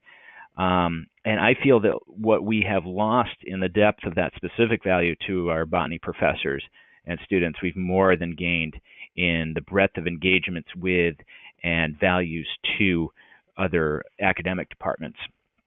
And I'd also add another bullet point to what I have up on this slide here, that we are just wrapping up our first ever strategic planning process that'll give us a 5-year roadmap that is firmly grounded in the goals and priorities that the college has highlighted in its broader strategic plan, and that will put really complex problems like inclusion and equity and access for those who have not always felt like our resources were here for them very much on the front burner for us. And I know that we're not the only ones who are hoping that projects like that, we're not the only ones working on projects like that, and we're hoping that this will, the ideas that come out of that work will put us ahead of a very important curve and help us reimagine our institutional identity as one that embodies inclusion and equity and access for all. So as I segue into the two garden spaces I want to talk about today, I'll point out that neither of these two would be considered one of our main flagship gardens, but unlike those bigger gardens that look more like our roots, these two spaces look a lot more like where we're headed, like our apical meristems, to make the botanical metaphor keep going. But anyways, in 2013, what might euphemistically be described as an unremarkable corner of our science quad was converted into a garden and geological exhibit that we now call our rock park. That what you see up on the screen is a pamphlet that was created by a student advertising and explaining and interpreting some of the rocks there. The installation of it was part of a project to redesign and improve a larger area, including a courtyard between two science buildings. It is a curated rock exhibit. It is a accessioned garden showcasing native flora. It's a beautiful example of a Smith alum's professional success. We hired Nancy Denning from the class of 1968 at Smith. She's a local landscape architect to do the project design here. And there's a perfectly situated piece of sculpted stone art that not only beautifies the space, but it was designed to reflect a mathematical theorem. And all of this is in a space that invites visitors to pause and find some restorative energy and inspiration or emotional well-being in the midst of a busy and potentially stressful academic environment there. The concept for the rock park originated with geology professor John Brady, who you see pictured on the right, speaking with Nancy Denning, who was the designer of the space. And John's been a fantastic ally to us at the Botanic Garden for a real long time now. And when I was talking to him about how this all came to be, he was saying in the late 1970s, he brought his very first geology class out into our rock garden, not our rock park. He was the stones that we have worked into that landscape. He was hopping around on them to use them as teaching tools for his class. And I'm sure this audience would appreciate or understand the next thing that's going to happen when you do that is the horticulture staff's going to say that the delicate alpine flora in such a garden is not going to appreciate that type of visitorship. So he was asked to not be hopping around on the rocks. So from that experience, he came up with the idea of this curated rock exhibit that could be incorporated into the campus landscape in an aesthetically pleasing way. And I have to say, I'm sort of shocked and maybe a bit grateful in a way that his idea didn't come to fruition sooner, because it's really easy for me to imagine that a less valuable version of this project could have been easily created and cheaply created if the goal was simply to scratch the itch for the geology department. It's a relatively new garden, so a lot is working well. Perhaps that's why we haven't run into any snags, but there's a lot to love here. It's by far the nicest example of that classic yin and yang garden aesthetic of the harder shapes and colors and textures of the stone playing with the organic qualities of the plants. You saw all the list of sort of layers of value that I listed on the last slide. All of that in an area half the size of a tennis court really packs a lot of punch in an area that used to be, as I said, kind of visually unpleasing. And I don't know if patience is the right word for what allowed this project to become what it was. It might have been just John Brady running into a lot of bureaucratic and financial red tape to make it happen. But whatever the reason, I'm sort of glad that it came together the way it did, because it as I said before, it's easy to imagine this project not having all the layers of value that it does. And then the last point here was this quote came when I was talking with John Brady about the project, and it really just rang in my head as like, wow, this is really what we're talking about here. If you could distill Jim's and Joe's and my presentations down into one sentence, perhaps this would be it. That projects like these invite us to be advocates for each other's priorities. When it's done well, this is beautiful. This is really, really good. So my next example has been around a little bit longer. Our Japanese garden really has an ideal setting. It's on a woodland slope along the edge of a dammed up portion of the Mill River. It feels secluded enough to have the kind of energy that you would want this kind of garden to have, but it is also very close to and accessible from the core areas of campus, including our Botanic Garden headquarters.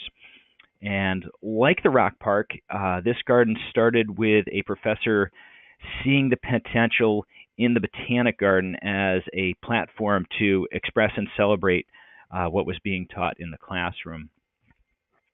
Professor Tai Uno, who taught East Asian, or I think still does teach East Asian Studies and religion, was able to rally support from his department as well as the president of the college at the time and get funding to bring in a premier Japanese garden designer, David Slauson, a name perhaps some will recognize. And for almost 2 decades, the garden matured and really served its purpose well. However, the budget tightening that followed the economic downturn in 2001 resulted in some departmental reorganization and realignment and shuffling of responsibilities in both our department and in facilities management and in the grounds department, both of whom played a role in maintaining the hardscape and the structures down there, as well as some of the landscape stewardship. And the unfortunate result was that the garden didn't really have a designated caretaker and over time, the condition of that space started to very slowly deteriorate for almost a decade or so. And fortunately, those entities that had felt co-ownership with this garden in East Asian Studies, in religion, and by this time, our landscape studies department had been born and was starting to gain momentum, and they became vocal advocates for bringing the garden back to its original condition and demanded that the space be restored and honored the way it should be. The president, our current president, was happy to oblige, and sorry, something popped up on my screen. I don't know if that's you've seen that. Anyways, the president freed up the funding to bring in John Powell, who was a trusted colleague of David Slauson, to breathe some life back into the garden. And we asked our chief gardener, Nate Sachs, to ensure that the space had sufficient attention to really thrive. So there is a really happy ending there, but I think it's worth noting the obvious lesson/warning here that when we're co-owning projects and spaces and mission with other departments or entities, good communication is always going to be a really critical ingredient to any successful collaboration. I was not part of any conversations that would have been happening at the time when things were going downhill with the Japanese garden, but I'd like to assume that they were really good ones, and I do assume they were, but it's easy to imagine that if they were not, that we would run a real risk of coming across as being bad partners, and that would be really unfortunate and could stand in the way of future collaborations. So lastly, just to summarize, I hope these examples of how, or illustrate my point, that an institutional identity that's really centered on inclusion and intersections is really who we are and who we want to continue to be. And it's going to be really exciting to explore and identify like never before the most valuable connections that we can make both within our Smith ecosystem and beyond it. Some of those connections are going to look like very intuitive fits, like landscape studies, for example. I think there's a lot of room for us to connect there. But other ones where institutions like ours don't really have that time-tested roadmap to follow. Although I say that with my hat tipped enthusiastically to Don Rakow, who is creating a fantastic roadmap with exactly this kind of new territory for us to follow. The work that he and his colleagues are doing is really inspiring and impressive. But we look forward to exploring that space with courage and with a strong sense of purpose. And it would not surprise me if, as we do that, our most innovative and important ideas once again come from outside partners who suggest projects that, to quote John Brady, invite us to be advocates for each other's priorities. So thank you all for listening. I'll pass it back to either Abby or Joe if there's any questions people want to direct to our group. And thank you, APGA, for letting us give this presentation. Great. Thank you, John. Thank you, Jim and Joe, as well. Our first question comes from Sherry, and this is for Jim at Fioli. How many acres of Fioli are open to tourists, and how much is formally developed? Probably about 30 of the total 654 acres are open. There's 16 acres of formal gardens, and then another 7-acre orchard that's open for guided tours during the fruit season, and then probably another, so maybe my numbers are off, but maybe another 40 acres where we have trails running through. And of that, as I said earlier, there are 7 acres of trails that we've developed, including 7 miles of trails and 1 mile of self-guided trails. Okay, thank you for that. And a follow-up question for you, Jim.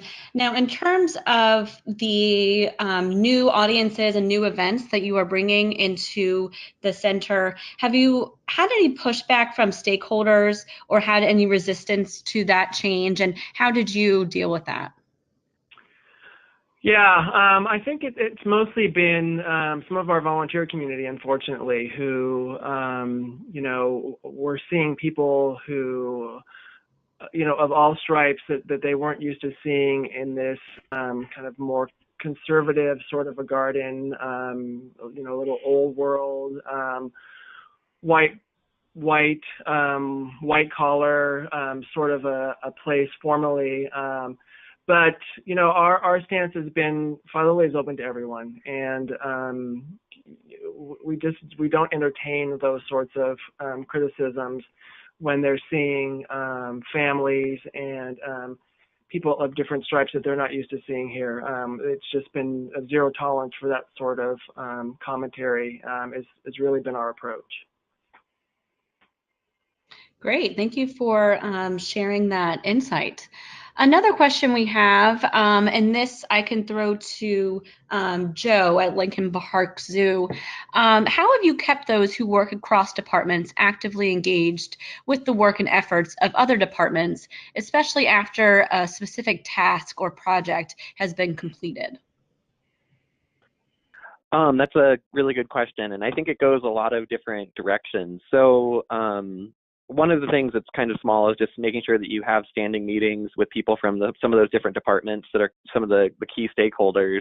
And even if it doesn't seem like you have some of the big updates or a big project necessarily coming down the line, make sure you still get together, make sure you still have that FaceTime, because sometimes it's casual conversation that'll bring forward a potential issue or bring forward new opportunities. So I think that's important on kind of a smaller scale. Make sure you have those meetings going. But then also the leadership at the zoo, they've been really thoughtful with building kind of, I mentioned that team called Zoo Programs, where it's the 3 really mission-based departments: animal care and horticulture, learning and community engagement, and science and conservation, making sure that they have regular monthly meetings, bringing together all of those directors and managers to make sure that, again, we're aligned, we're thinking creatively about those new opportunities. And I think that kind of helps answer some of those. But if John or Jim have other ideas, they can pop in as well. Actually, this is John, and I have a quick thought that pertains to that. We're a mix of unionized and non-unionized staff, and as our goals have evolved and we've gotten a lot of wonderful fresh faces here at the Botanic Garden, one thing that we found has helped is our job descriptions used to be, especially the union ones, used to look like task lists. And I think that had the unintended effect of narrowing the scope of the jobs and not really placing them in the context of the Botanic Garden's mission. They looked like, some gardener's job might be, deadhead perennials, pull weeds, edge beds, and now 90% of the job description is really mission-oriented, not task-oriented. And so what really pops when you read those job descriptions is, your place in the bigger picture. That's allowed us to attract the right people with the right attitude from the start, and been a big difference in terms of our ability to sort of collaborate and be a flexible department. And this is Jim. I'll also chime in. One of our successes in the last few years has been having a good leader who really has focused on communication and how important that is to running, keeping the ship going forward and on a smooth course. As Joe mentioned, having monthly meetings with senior leadership has really been a key part of that, and all of us knowing what's going on in each other's departments and what some of the broader conversations are and participating in those. But we also have weekly operations meetings where all of those folks who pretty much every department is represented and knowing what things are going on in terms of projects, events, just so that we have that opportunity to ask the questions so that each of these activities goes off without a hitch. It's really all comes down to communication. Yeah, great questions. And it definitely sounds like communications is key. So thank you for those points. Another question for Jim. How do you decide what retail products will best resonate with guests and help them bring their Fioli experience home? Is that a cross-department process as well? Really mostly falls under the retail team. I work with them in terms of products that represent the fruit collection. And then under horticulture, we have a group of volunteers who are actually making these lavender sachets and bundles of apple and pear twigs for fire starters and things like that. But they're regularly assessing how well things are selling, and the staff and the volunteers who work in the store are listening to the commentary. But I think it's, the proof is in what's selling well and what's not. And so if a product, a vinegar flavor is not selling well, then we downsize and we sell, we focus on the things that are the hot products, that is always evolving with trends, but just paying attention to what's selling well and what the customers respond the most to is kind of how we decide what to keep selling and what we stop selling. Great. Thanks for that insight into the retail side. Our next question, this is from Brandon, and this is kind of back to our past discussion about working with other departments. And this is for John. How were you able to work with unions to change the job descriptions that would kind of resonate with them? Well, I guess the simple answer is we just had to go ahead and do it. I think it starts there. Joe and Jim talked about the importance of a consistent message from the top and through middle management, whatever that might look like at your institution, and that everybody's sort of whistling the same tune. But not to say it didn't. It does have the potential to ruffle feathers, and it might mean somebody bidding out of your department if your union structure set up in a way that can happen. But it really did let us get to the point where we could ensure we were having the right people for the right job. You've got to be obviously doing that. Sometimes you're realizing that you're changing somebody's career and asking them to decide, is this what they want to do? Still, it's very impactful for an individual, and you want to be sensitive to that. But I would encourage people to go ahead and do it. I mean, if you understand what your mission is and your job descriptions are, for a fact they're set up poorly to achieve those goals. That's step number one right there, is just to go ahead and do that. If you want to reach out to me, an email, I could give you a sense of, I think I should make sure I'm allowed to share these, but like what an example of one of our old job descriptions, the more task-oriented ones looked like versus our more mission-oriented ones. If you want to contact me via email, if you don't have it's J Berryhigh, my last name without the L's, at smith.edu. If you can't remember that or write that down, you can reach me through the Botanic Gardens website easily enough. I'd be happy to continue that conversation. I'd like to actually hop in and not that we, as our horticulture staff is we're non-union, but we were having trouble with recruiting some of our seasonal gardeners to the team. And one of the things we did, it seems like a small change while we were redoing the job descriptions, but we changed the title from, I think it was landscape laborer to seasonal gardener. And just by doing that, we saw a big shift in the number of applicants, but then also the strength of those individual applicants and their interest in really doing hands-on applied horticulture. So I thought that was really interesting as well. That's a good point. I think we gave a lot of thought to job titles as well, wanting them to matter and understand that they do matter. I didn't even think about that in terms of what your talent pool you could attract would look like, but that's a really good point, Joe.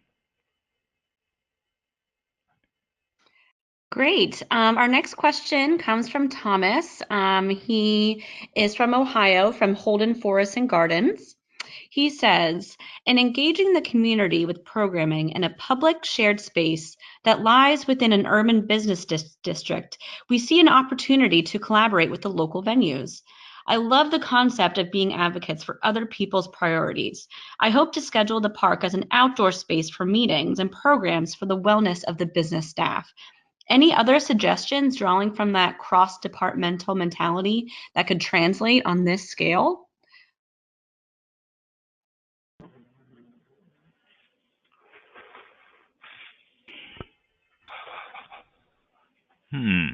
It's a big question. It is.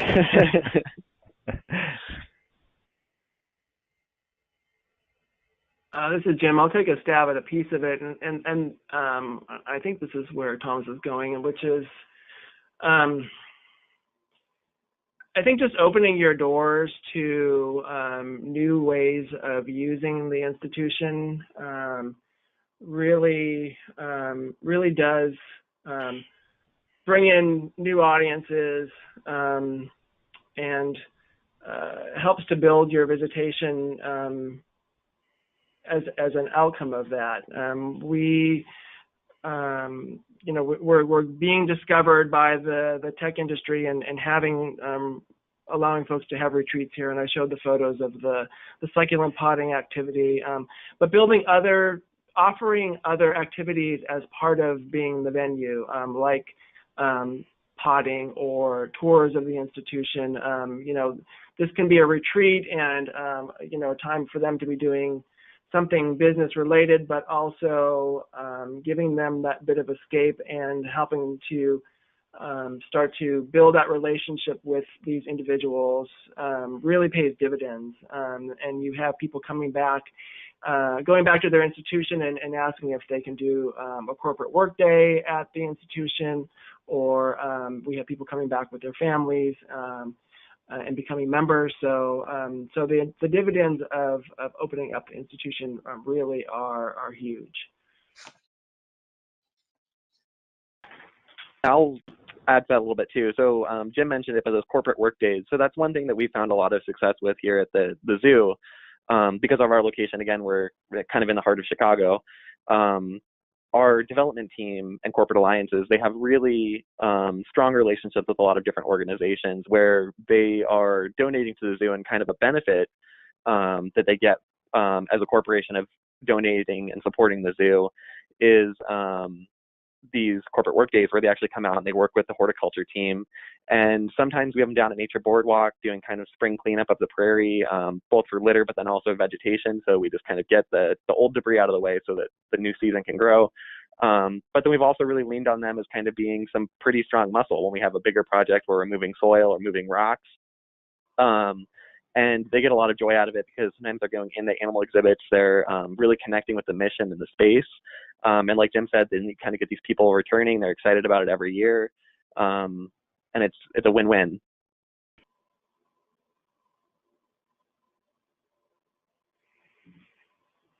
Great. Thank you, Thomas, for that question, and to get some brainstorming going on to further this topic. Thomas says, very valuable suggestions. So happy to hear the retreat concept along with the integration of board members and corporate relationships. So thank you all for your recommendations. That is all the time we have for this session. Once again, I'd like to thank Jim, Joe, and John. Thank you so much for being with us today, and thank you all for your questions. Now, before we kick off the afternoon session, we will be hearing from Richard Duran, who is the Marketing and Communications Manager at APGA, and he will be giving us an update on National Public Gardens Week. So, without further ado, Richard. Hello, everyone. As Abby just said, my name is Richard A. Duran, and I am the Marketing and Communications Manager of the American Public Gardens Association. Let's see. My purpose here today is to take just a little bit of your time to give some insight into what's coming up for National Public Gardens Week in 2019. As I hope you have already heard, we have changed National Public Gardens Day to National Public Gardens Week. This was in response to some requests from you, our members. We engaged consultants to help us revamp National Public Gardens Day and sort of give us some focus on it. They conducted surveys of participants and also focus groups of potential visitors and offered suggestions on how to make National Public Gardens Day more relevant and impactful. One of the takeaways was to give gardens more opportunities to participate. Another was to disengage the day from a direct association with Mother's Day, which is obviously a very popular time for visiting public gardens. To that end, we expanded the day to a week. This year, the week will take place May 13th to 19th. That is the week after Mother's Day. Rest assured, however, that if you have already planned events and activities for the original National Public Gardens Day, May 10th, there will still be the ability to list and promote them through the website. Throughout the week, we emphasize the importance and impact of public gardens as community resources and catalysts for change in their communities. We would also like to emphasize the way that public gardens grow resilience in the individual, the community, and the planet by encouraging the general public to visit, value, and volunteer at their local public gardens. Our primary goal is participation. There is no wrong way to participate, except, of course, to not participate. Participation is fairly simple. We are right now putting the finishing touches on the revamped National Public Gardens Week website and plan to launch it in mid-March. We are using nationalpublicgardensweek.org as the primary URL for the week. We have also registered npgw.info for places where a shorter URL is called for. We'll have a little more on that later. And just for the sake of completeness, we also secured nationalpublicgardensweek.com. The new site will still feature the gardens map on the website, which will highlight participating gardens in orange. This shot is taken from the website today, showing the southeastern part of Arizona, where we had every public garden in Tucson participating last year, and also several more in the Phoenix area. During the week itself, May 13th to 19th, only participating gardens will be shown on the map. The entry form will allow you to post as many events as you'd like for each day of the week. There will be tags you can use to help visitors find activities best suited to their interests. For those of you who use the coupon feature to track participation, that feature will remain as well. The site will also have an events page that will show visitors the participating gardens in their area and allow them to sort by days of the week, region, and types of events. We encourage you to list any and all events that you have going on for the week. They don't need to be specifically created for National Public Gardens Week. While we encourage special offers and events to draw in crowds, we would like you to think of National Public Gardens Week as just an extra means of drawing attention to your garden. We have a couple of ways we'll also be drawing attention to National Public Gardens Week, and we'll get to that in a little bit. While we have no specific requirements for events or themes, we do invite gardens to create activities showcasing how public gardens grow resilience and how people and plants equal resilience. I think Don Rako's opening presentation today highlighted many ways that public gardens help develop resilience in people and the community. And in the Q&A afterwards, he gave some great suggestions for some programming, which will also be coming up here as well. With that in mind, we would like to give you some ideas culled from the previous 10 years of National Public Gardens Day that were developed by you and your peers. We developed a toolbox of ideas for National Public Gardens Day last year, and we have updated our website to reflect the new name, but most of the ideas remain as solid as ever. We also have a video version of the toolbox from last year, and we will update the 2018 PDF as we get closer to the website, to the launch of the website. Doesn't appear that I am able to send the URLs directly to you in the chat, so we will certainly send them to you afterwards. But you can find it, as you see up there, publicgardens.org/national-public-gardens-week-toolbox. And again, we'll send those links to you. The links are not public, primarily because we don't want to give the public ideas about what sort of programming you should be doing and have them say, well, why aren't you doing that? And there are many ways we can put these ideas into actual action. We are very pleased to have a sample plan which Sherman Library and Gardens in Newport Beach, California sent us. Sherman, as you can see, has created theme days starting on May 11th and running through May 19th. Volunteer Day, Sustainable Gardening Day, Culinary Garden Day, Arts Day, Collections Day, Family Garden Day, Health and Wellness Day. The outline is available as a Google Doc, and we will make that link available to you in the post-webinar email as well. It's a really nice list of events and themes, which will be somewhat reflected in the events tags that we mentioned earlier, so people can really find what they're looking for during the week and make sure that they visit your garden at the right time. Please note, there is no requirement to sync your events with a theme or match the themes which Sherman has outlined. This is just an example of what one garden is doing, and we just thought it was a wonderful outline of things that Sherman shared with us earlier this year. So on Volunteer Day, for example, Sherman has created a meet and greet with their volunteers and docents and are offering free tours of the garden. The resilience theme is somewhat reflected in the personal desire to make a connection with others and through making an impact on the garden, your community, and yourself. You can also emphasize personal resilience through the beauty of the collections or the exercise programs, as Don mentioned earlier. Again, there is no wrong way to participate in National Public Gardens Week, except, of course, to not participate. So now you've set the events for the week and you've posted them to the website. Well, now what? In conjunction with the launch of National Public Gardens Week, an exciting new exhibition will be opening up at the United States Botanic Garden in Washington, D.C. This exhibition will feature displays created by nearly 24 of your peers from across North America. We will be working with the USBG as well as the participating gardens to encourage coverage of the exhibition, the gardens participating, and the tie-in with National Public Gardens Week. In addition to the USBG displays, we have a couple of other ways that we hope to draw attention to the week and the gardens that are participating. There's a My Garden fundraising campaign. We're going to look to have buildings and structures across the country go green on the night of May 13th, and of course, social media. The My Garden campaign, of which we hope many of your fundraising teams are already aware, is an online and text-to-give option that you can add to your garden's fundraising capabilities. In conjunction with Association Affinity Partner Mobile Cause, which was the back end of our successful scholarship fundraising campaign at last year's conference, and the Garden to Garden Disaster Response Center, your garden can sign up to raise funds through an online portal and through text-to-give to your specific garden. Association Director of External Relations Joan Thomas is leading a series of webinars to introduce the program and explain how it works.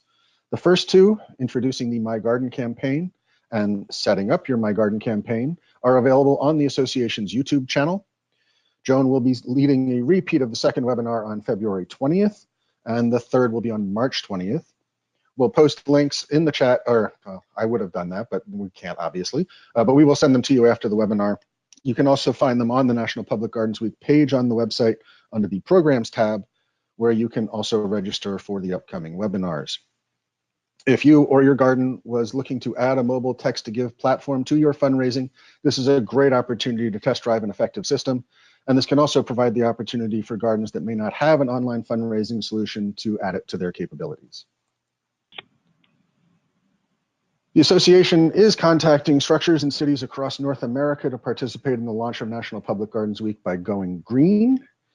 You see here the Empire State Building, downtown Chicago, the Korean Veterans Bridge in Nashville, And something that we're sort of excited about is Niagara Falls as an opportunity for that as well.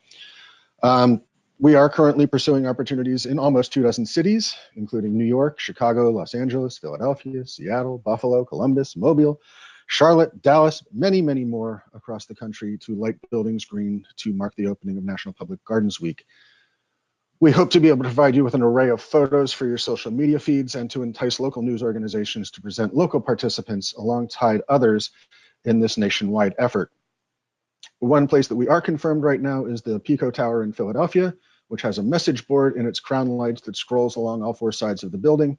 This is one place where we deployed npgw.info as the URL, as watching National Public Gardens Day.org scroll across the top of the building would be longer than most people driving by would ever really have a chance to see. If your garden has the ability to change lighting, please consider turning the lights green on May 13th. I know that Aaron has graciously offered the dome at the Buffalo and Erie County Botanical Garden to go green, and we're looking for a number of other opportunities in the Buffalo area, in addition to Niagara Falls. But if you have any suggestions for opportunities in your area, please let me know at rdoran@publicgardens.org or put the suggestions in the community forum. And of course, we will look to promote the day through social media. In addition to targeted paid social media with video montages of photos from participating gardens, notably in areas where we have multiple gardens that are clustered around that we can directly target people, and also just a general national campaign. Last year's participants, as you can see, we have 4.7 million followers on Facebook, 2.1 million on Twitter, and 1.9 million on Instagram. The association just launched our Instagram this year at the annual conference, and we're over 1,000 followers right now, but 1.9 million from all of the gardens that participated last year. It's a good start, but of course, we would eventually like to see more. And we are also going to be using the hashtag NPGW 2019. If you are tweeting and posting about it, please do consider tagging us at Public Gardens and Facebook and Twitter, and at American Public Gardens on Instagram. It's a great way for us to keep up with what you're doing and also to get things trending, as you will. Finally, send us your stories. We are working hard to retain a national sponsor for National Public Gardens Week 2020, which would obviously help bolster our efforts to promote it on a national basis. And we would like to be able to share with them the many ways public gardens touch their communities. If you have some great stories about your gardens and how they have made a difference in your community or to the people in your community, please send them to us. Photos are great. Video is even better, and it doesn't have to be professionally produced. Well-crafted cell phone videos are, of course, quite acceptable. That pretty much wraps up a brief presentation on National Public Gardens Week. There will obviously be more information coming your way in the coming weeks. I'd like to just take a moment to mention the upcoming annual conference this June in Washington, D.C. as well. We are finishing the schedule and getting that website together as well. And as Aaron mentioned earlier, we are scheduled to go live with registration on March 4th.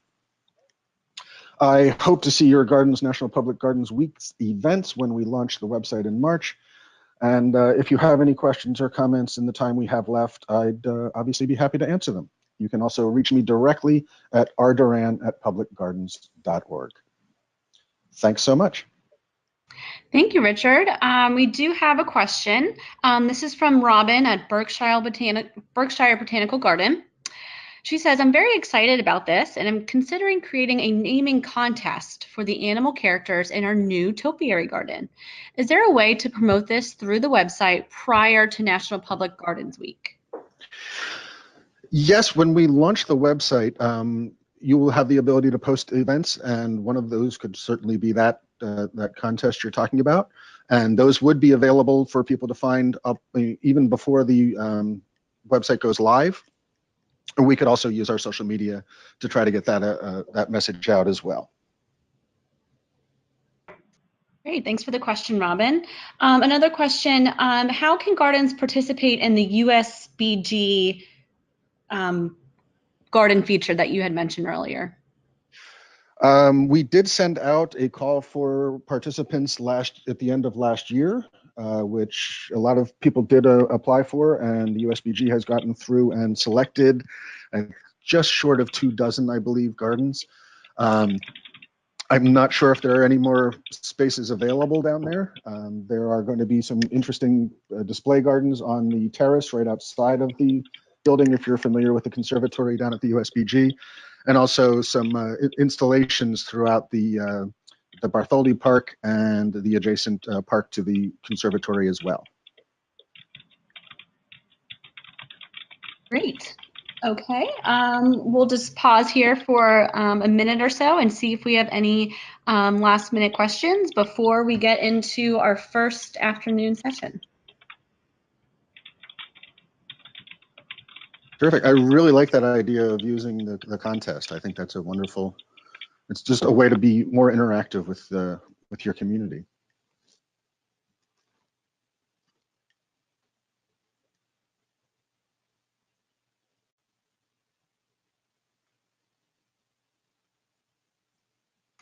Okay, we have a question from Christian.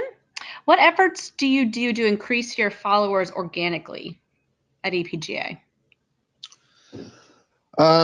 Well, we are, of course, mainly a members-based organization. So we haven't done a lot specifically to get people outside of the industry involved with our specific social media feeds.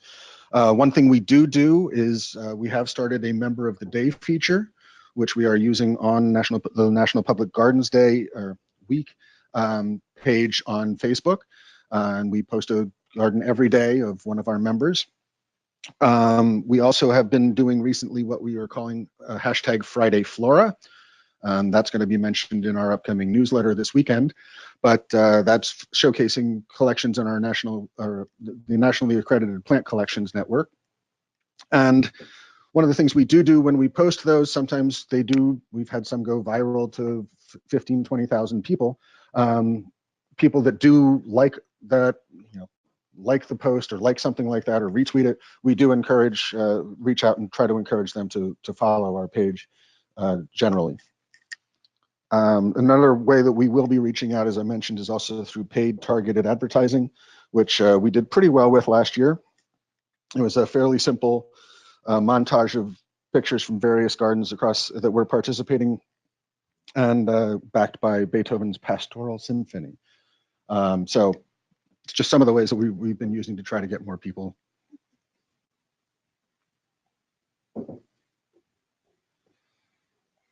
Great, thanks for the question, Christian.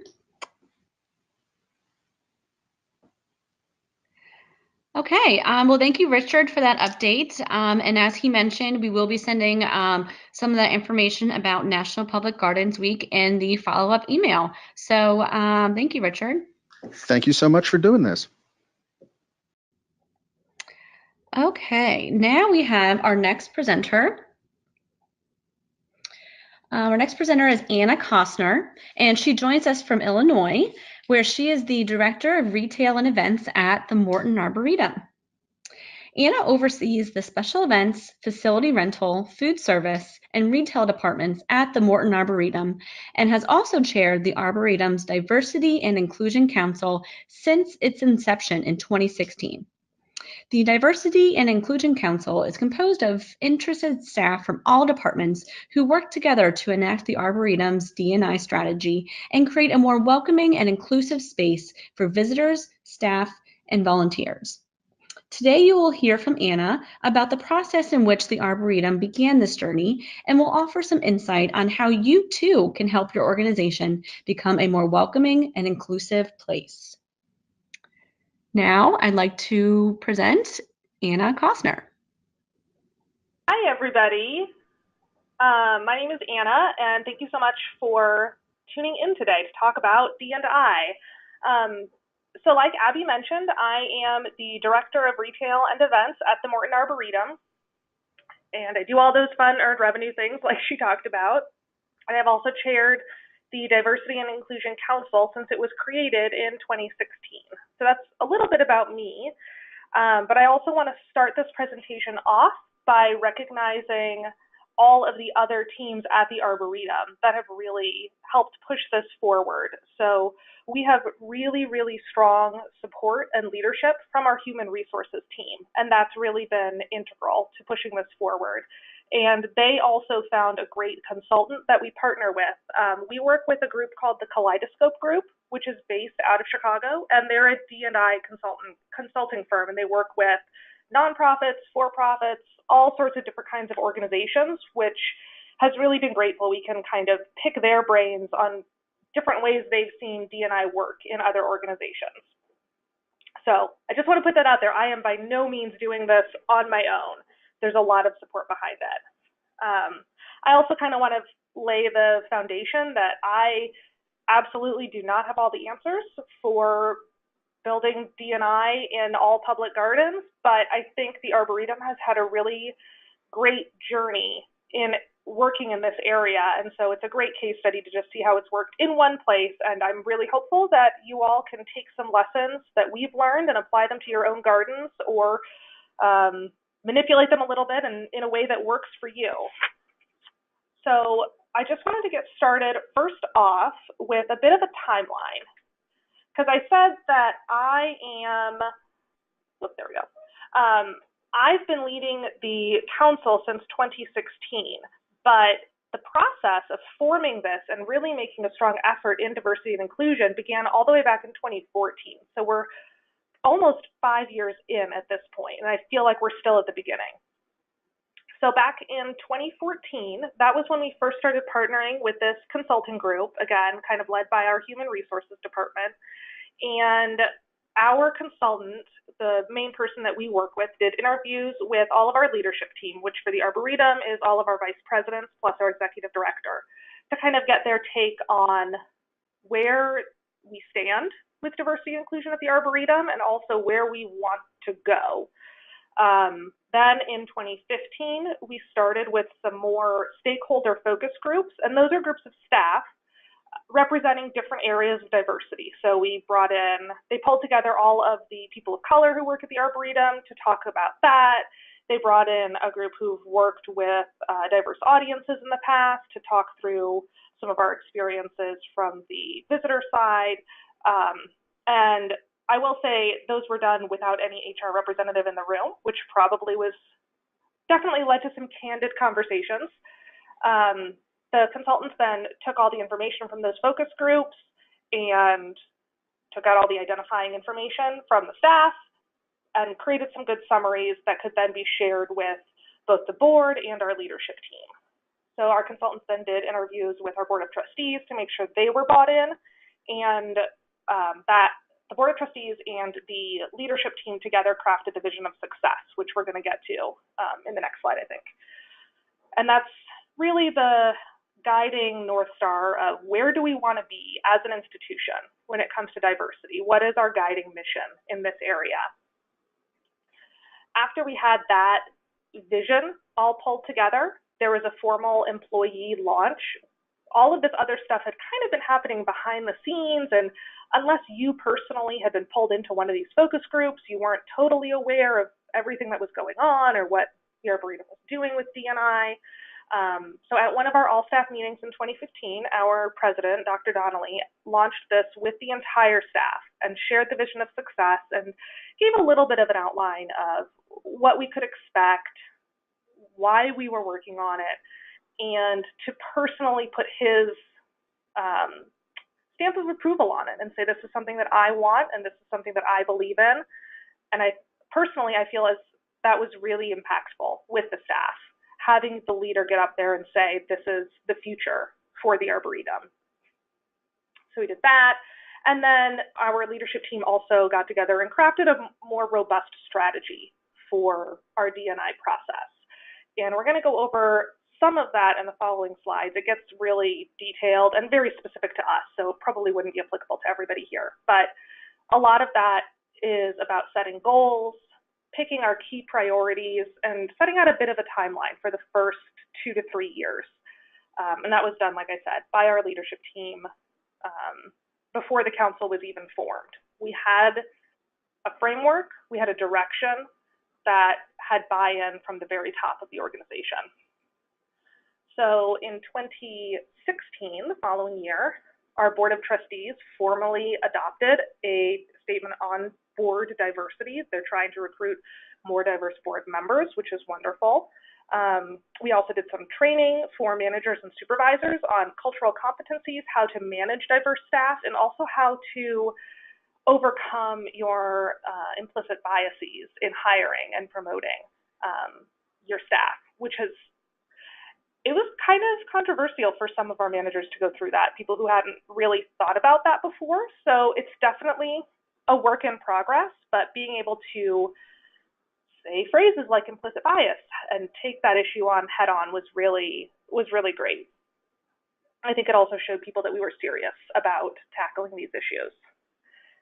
2016 was also when the co-chairs were selected. It was myself and a colleague who's no longer at the Arboretum. So I currently am the only chair of the D&I Council, but initially there were two of us. We recruited the first class of council members.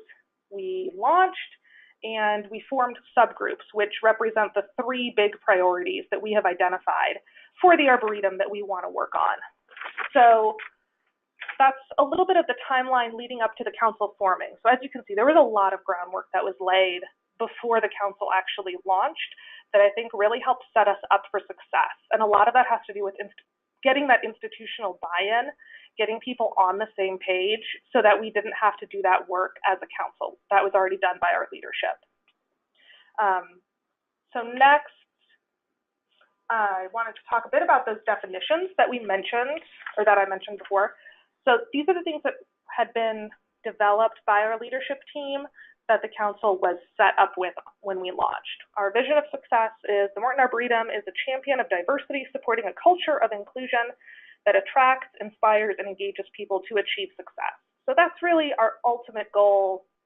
If we're successful in our diversity and inclusion strategy, that is what we will become. We are definitely not there yet. There's a long road to go before that, but it's our guiding light. And then we also have our own definitions of diversity and inclusion. I don't think they're groundbreaking in any way, but I think it was kind of empowering for people to sit down and think about, what do we mean at the Morton Arboretum when we say the word diversity or when we say the word inclusion? And from a lot of reading I've done about other organizations that have gone through a D&I process, there has been a lot of hand-wringing over what words mean. So I think it's a useful exercise to go through.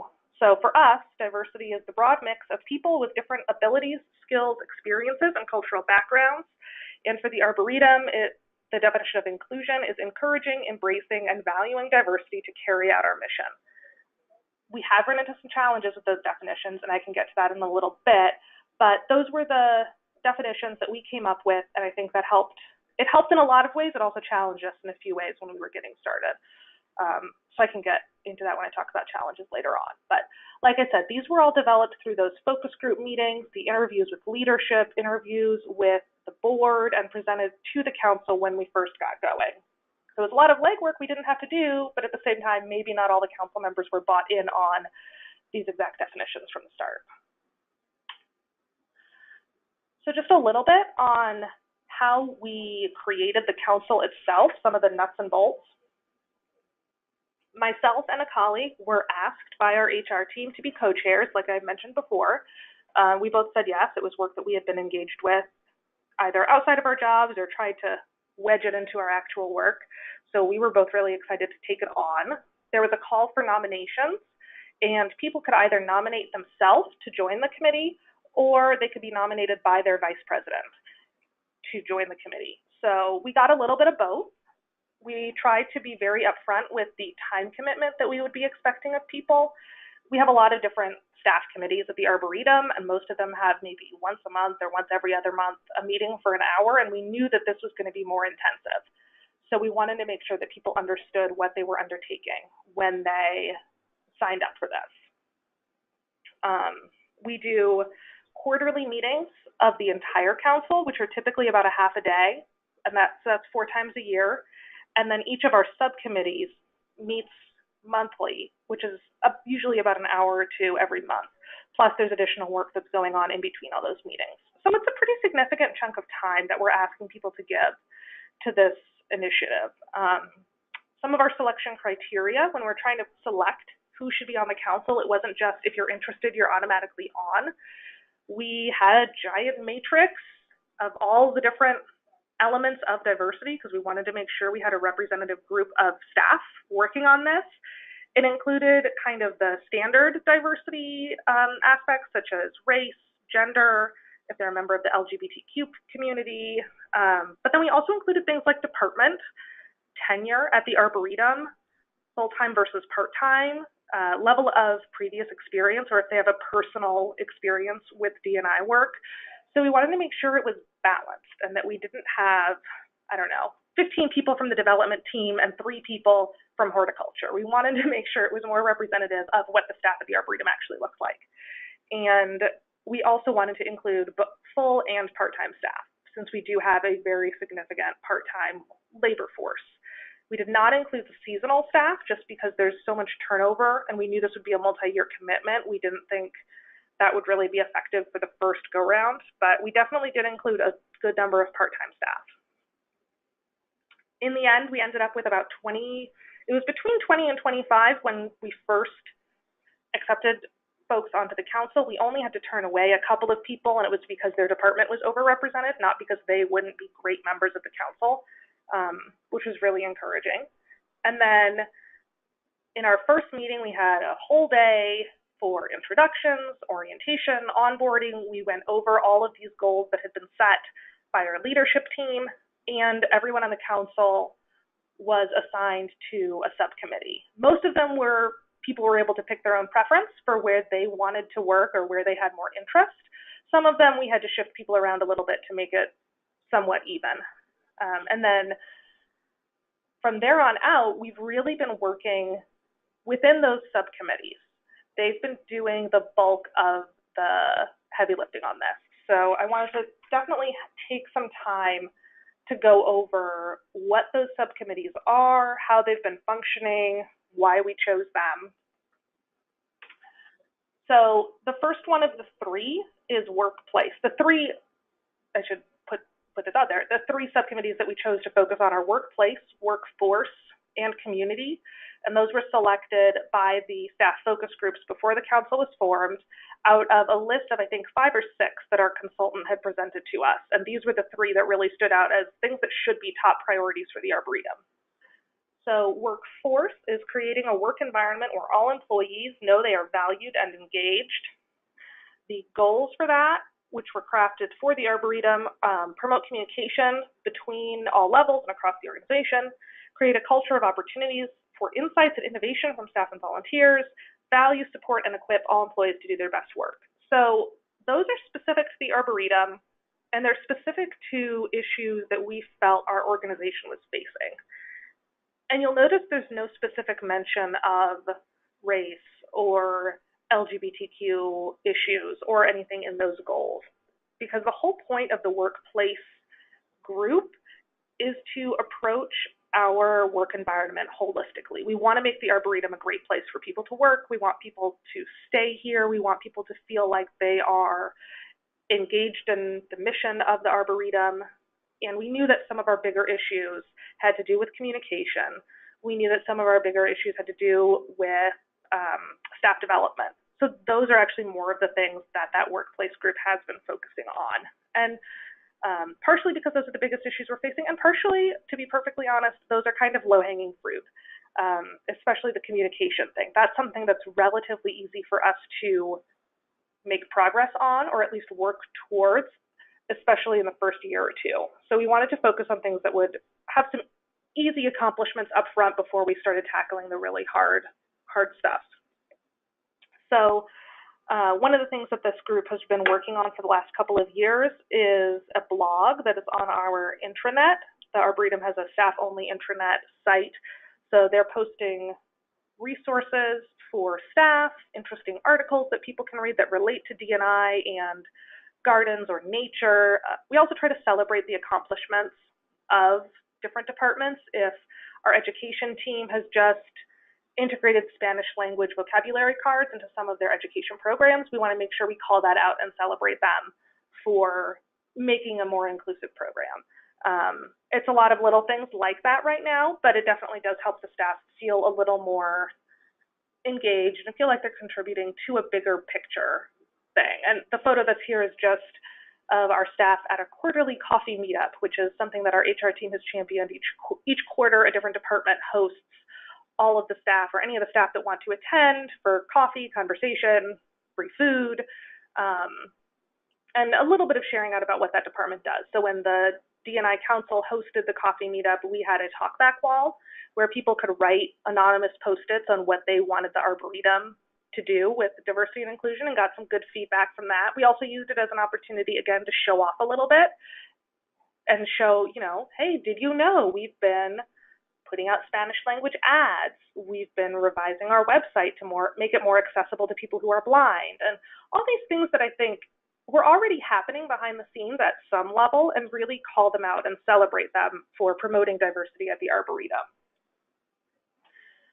So the next subcommittee or focus group that we had is workforce, which is very similar to workplace, and we get the phrasing confused in our heads a lot, but workforce is all about the people at your organization. So what is your EEO data? How does that compare to your local community? The formal definition that we work with, seeking to attract and retain the best talent that reflects diversity throughout the organization. And then our goals are really just to have a more diverse staff. The workplace group is focused more on that inclusion element of making sure everyone feels welcome and comfortable and safe. The workforce is just getting a more diverse staff in the door and established to begin with. So we're focusing both on external recruitment and pipeline issues so that we can train up the next generation of staff for the Arboretum, both in our science and horticulture teams, but also more broadly. And I think a big effort that team has been making is to educate people on just the breadth of different work that happens at the Arboretum, so that people in our local community would realize they don't have to be a plant person to work here. They could still contribute to our mission without having a green thumb. So that's kind of where that is at. Excuse me. I think this is one of the more challenging focuses for the Arboretum, just because it happens so slowly. You can only hire for new staff when you have a vacancy. And I mean, we've been creating some positions, but not a huge amount. So some of it is just dependent on the rate of turnover here, and then making sure we're getting really great qualified candidates. The training, like I mentioned earlier, for managers to overcome their implicit biases in hiring was definitely a great step. I think we probably have more to do in that area because it's just a really hard thing. It's very challenging to people, but we're working on it. We're trying out some new places for recruiting, rewriting job descriptions to make sure they're inclusive and not having requirements in there that you don't really need, and really challenging managers. Do you really need a bachelor's degree to do that job, or would an associate's be fine? Things like that can sometimes weed out more diverse candidates. So definitely something we're working on. It's challenging, but little by little, we're getting there. We compare our EEO data, as far as race and ethnicity goes at least, we compare that to the census data for DuPage County, which is where we're located. We're about 45 minutes west of Chicago. So it's largely suburban, some rural, and it's a largely white county. But even in DuPage, we are whiter than the white county that we are in. So that's not great. And that is something that we are trying to address, so that we're at least more reflective of our community, and so that our community then, in turn, will feel more welcome at the Arboretum. And speaking of community, that is the third focus group that we've really been working on over the last few years. And this one is, I don't want to say easy, but it's at least easier to wrap your head around. Seeking to understand, attract, and serve diverse populations, connecting them to the Arboretum and its mission, increasing awareness, increasing diversity of people who actually come and visit, and then building longer-term relationships with different organizations, community groups, so that we can make this a sustainable trend going forward. We have a lot of members who visit the Arboretum. Just a little bit of background in case you've not been here before. Of our 1.2 million annual visitors, about 60% are members of the Arboretum, and about 40% are non-members. So we're actually a majority member when it comes to just daytime visitation. Our membership base is not incredibly diverse, and we know that, and it's something that we've been working on in collaboration with our membership team, because it's something they want to improve as well. One of the things that's been really challenging in improving our community outreach is data. We do not have great data about who's visiting, why, where are they coming from, what's their background. With 60% of our visitors being members, we have pretty good member data. We know who our members are. We do really thorough studies, I think every 3 years, to make sure we understand who they are and why they're coming, what motivates them. We don't have any kind of regular data collection or evaluation on non-member visitors. The best we can get is we do a pretty exhaustive evaluation of our annual holiday lights event, Illumination. That constitutes about 10% of our annual attendance. So because it is such a huge sample size, we can extrapolate some of that to speak for our regular visitorship, but we don't want to take it too far because that is a very different experience and is going to attract a very different crowd than our daytime visitors. So we're working off of that data. We've been trying to find new ways of collecting data. We don't have a formal evaluation team here at the Arboretum, so this is something that's really been a challenge for us and for the community subgroup as a whole, is how do we know we're making progress? Just because we're making these initiatives, we can't prove that more people are coming. And I mean, we've got a lot of scientists here, and we like to see hard numbers, and we like to see proof of concept. So something we're still working on, but we have made smaller strides. Some of the things that this team has really pushed, we've done multilingual nights, Spanish language nights at some of our family programs, and hired performers who can present their performance in Spanish. We have done a lot with accessibility, which is really exciting. So we're trying to be more welcoming to people with disabilities and make sure they can still experience the Arboretum, since that is such a huge percentage of the population.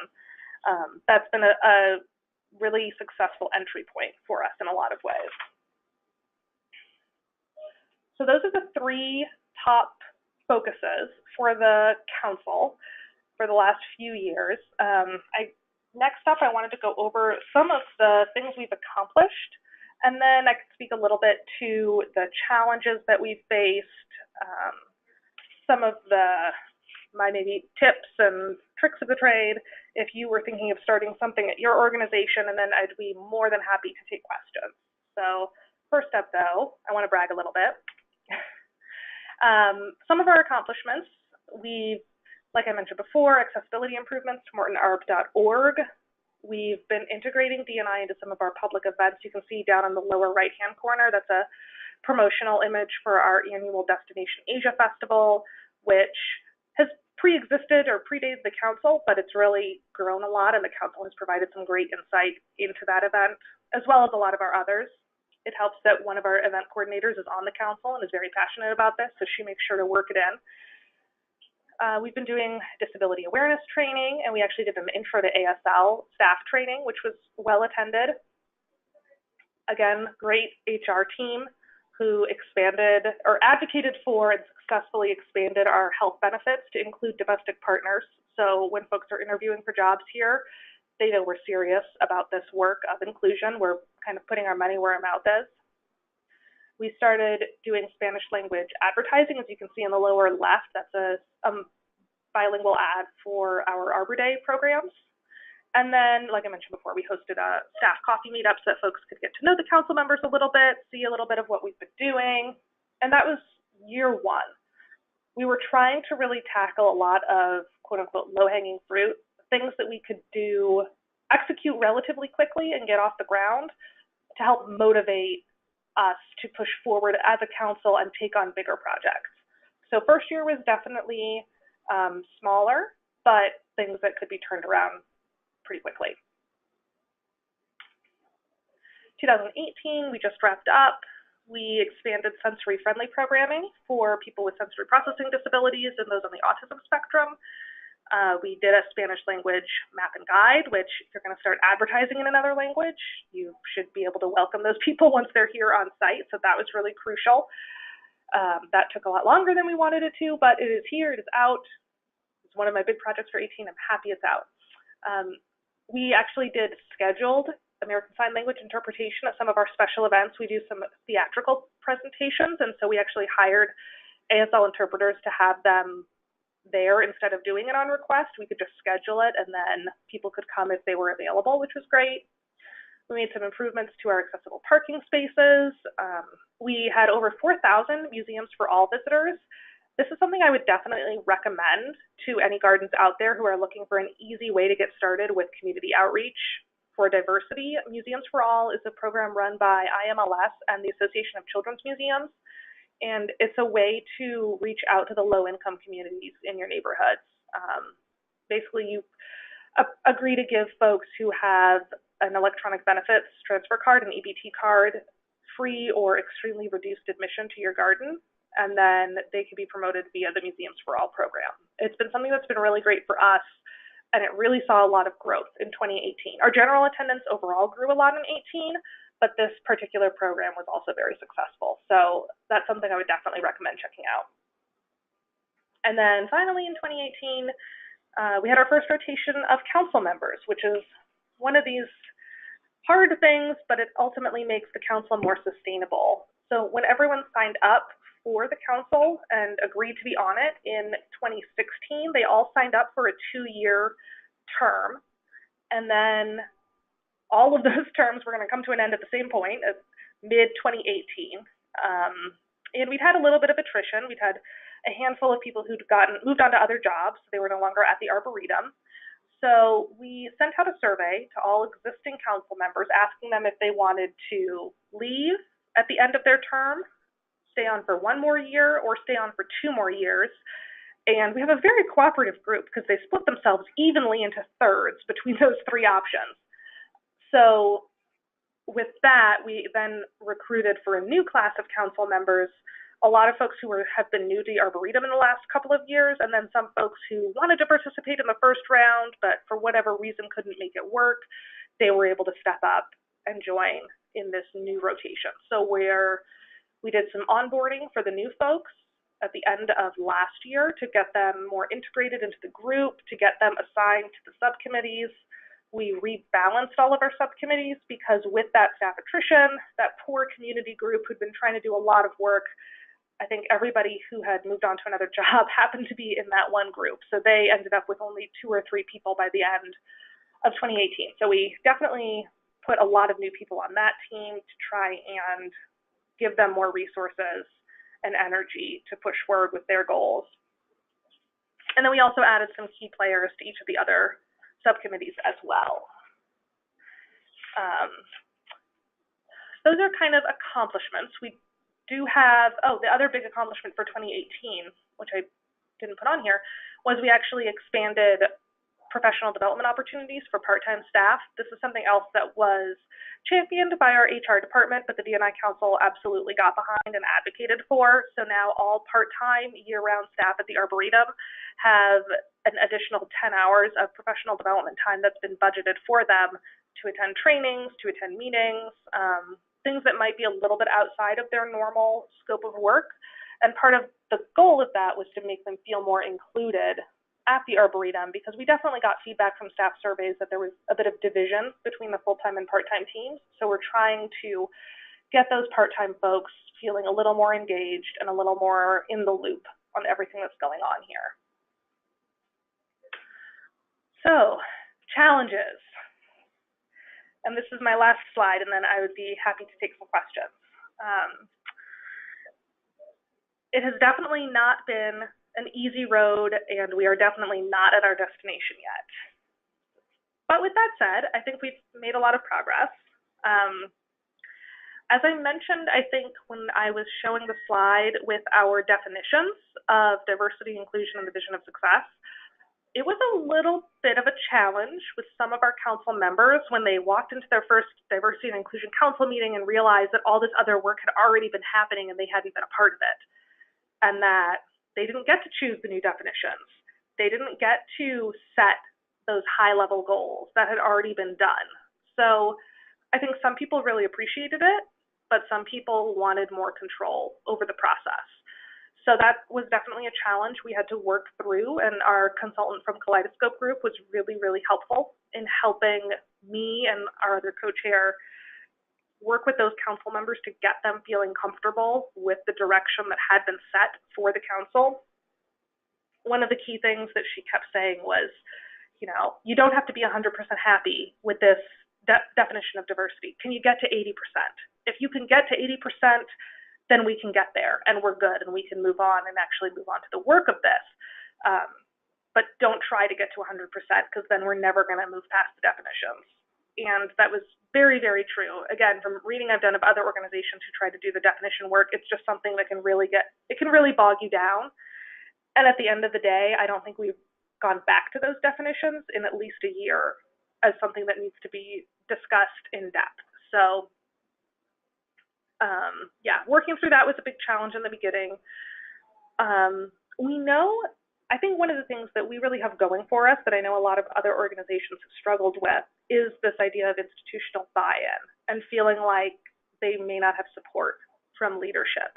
I feel like the Arboretum's experience has been very different because the impetus for creating the Diversity and Inclusion Council really did bubble up from our leadership team and from our HR department and from our board. It was something that those with power at the Arboretum were asking about and wondering, why are we such a white organization?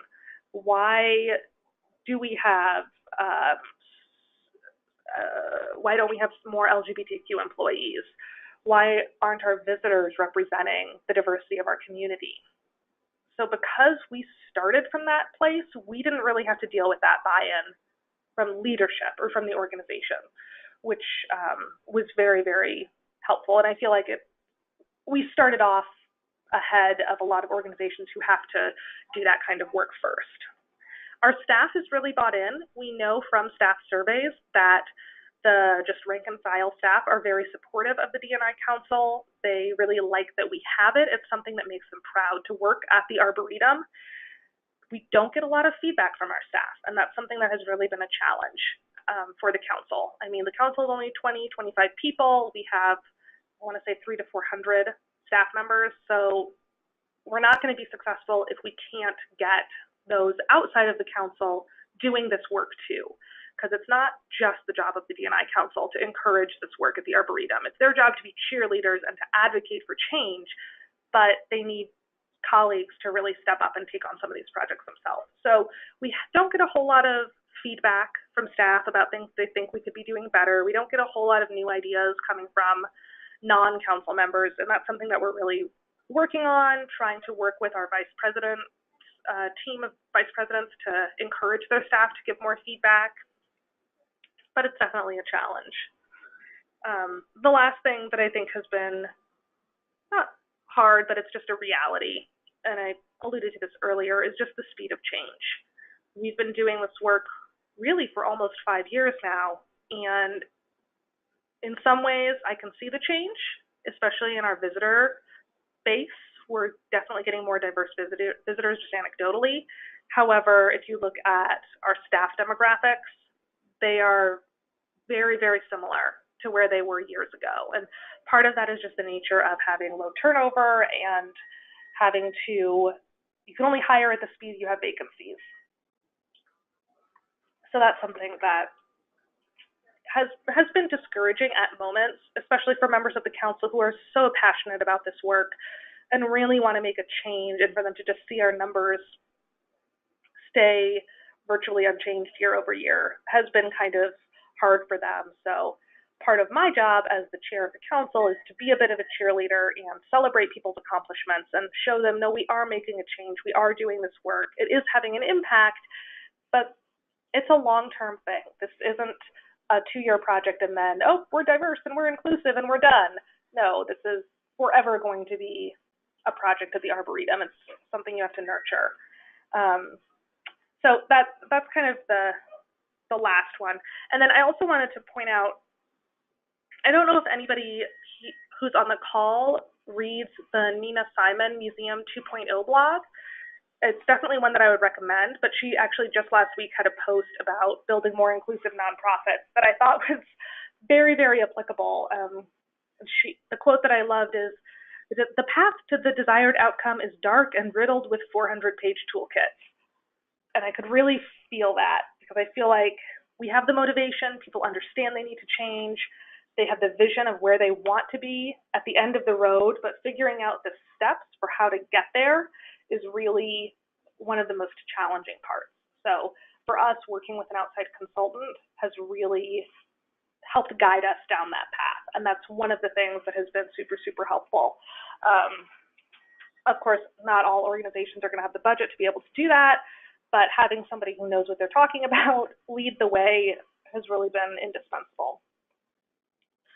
So with all that said, I think that's pretty much the end of my presentation, but I'm more than happy to take some questions and talk about some of the things we've done. Katie, I don't know if you've got any questions for me from the group. Hi, Anna. Yes, we do have some questions. First of all, thank you for such an informative session. This is Katie from Longwood Gardens.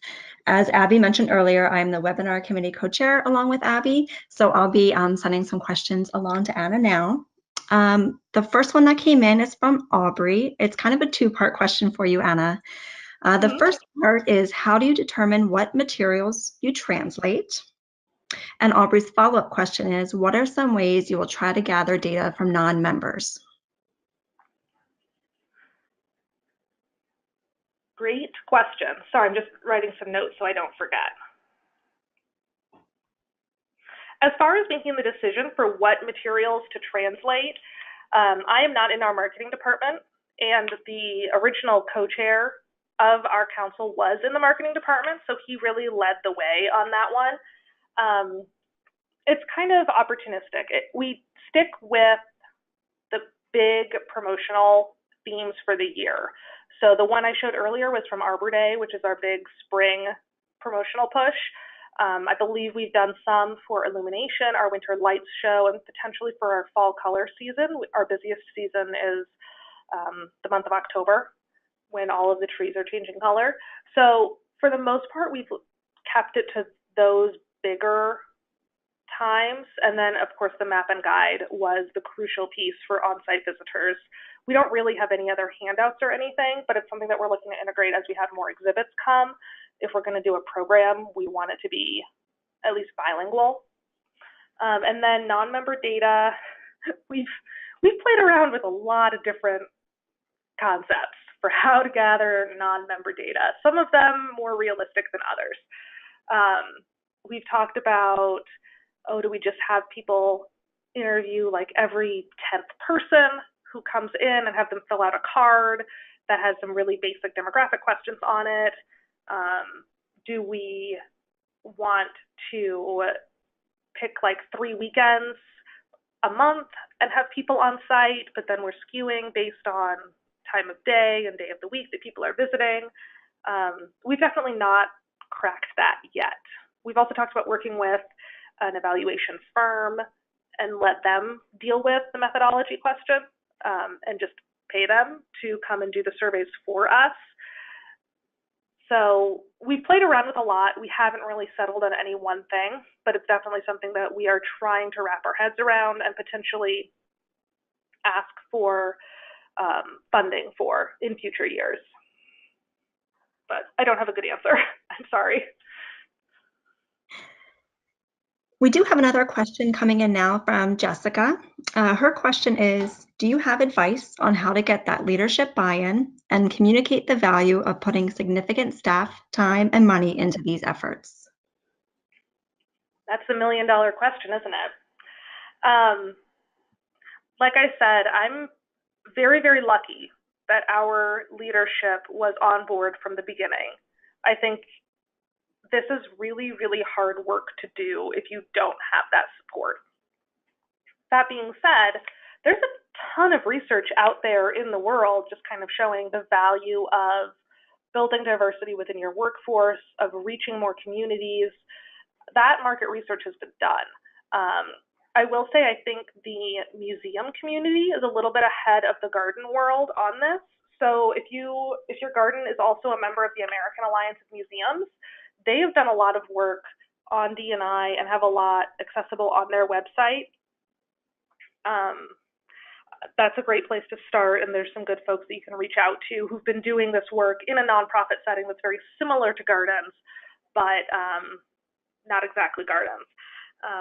Another resource for getting started is other cultural organizations in your area. We actually had a woman come who I believe was director of HR and also director of D&I at the Museum of Science and Industry in Chicago. And she came and spoke to our council at one of our meetings and kind of talked about their progress. So if you can show that other organizations in your city are already making strides with this work, it can be a little bit of peer pressure to keep up with them. So there's a few different ways you can approach it. I think it depends on who you're trying to convince. There's the data argument of you want to reach more audiences, you want to have a more competitive staff to do better work.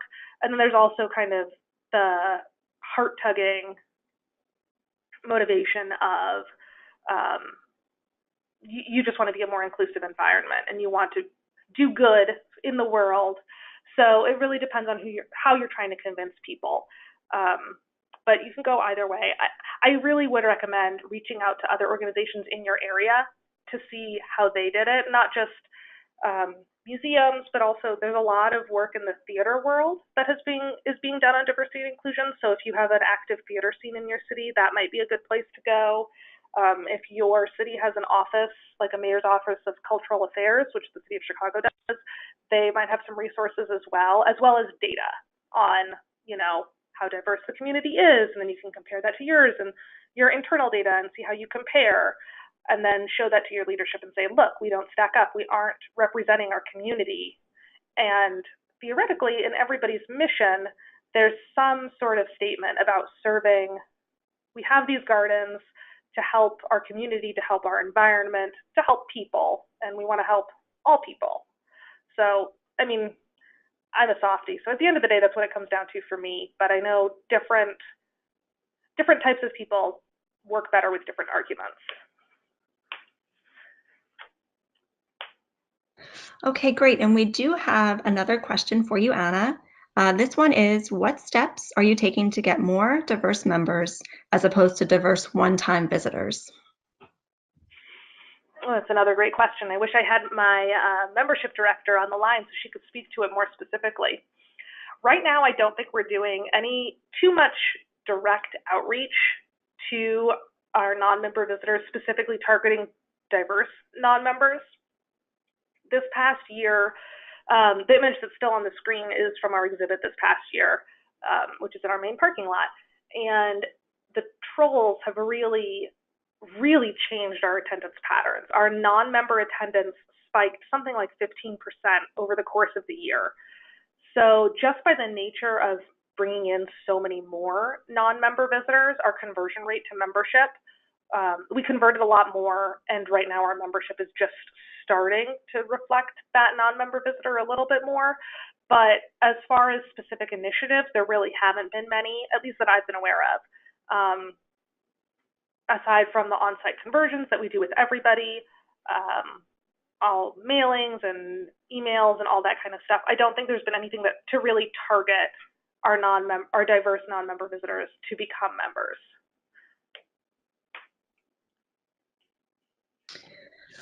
Okay, and another question for you, Anna. How would creating such a council be a different process for a smaller organization? I think that a smaller organization might be a lot easier in some ways, to be perfectly frank. The Arboretum is a big place. We have a lot of bureaucracy. We have to get a lot of approvals for things.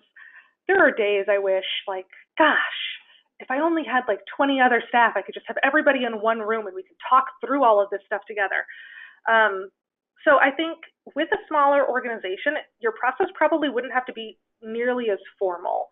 Ours was very regimented because we wanted to make sure that we were covering all of our bases, including all of our departments. Everybody had a chance to contribute. A lot of those focus groups I talked about earlier in the presentation were strategically created so that we had, again, equal representations from different departments.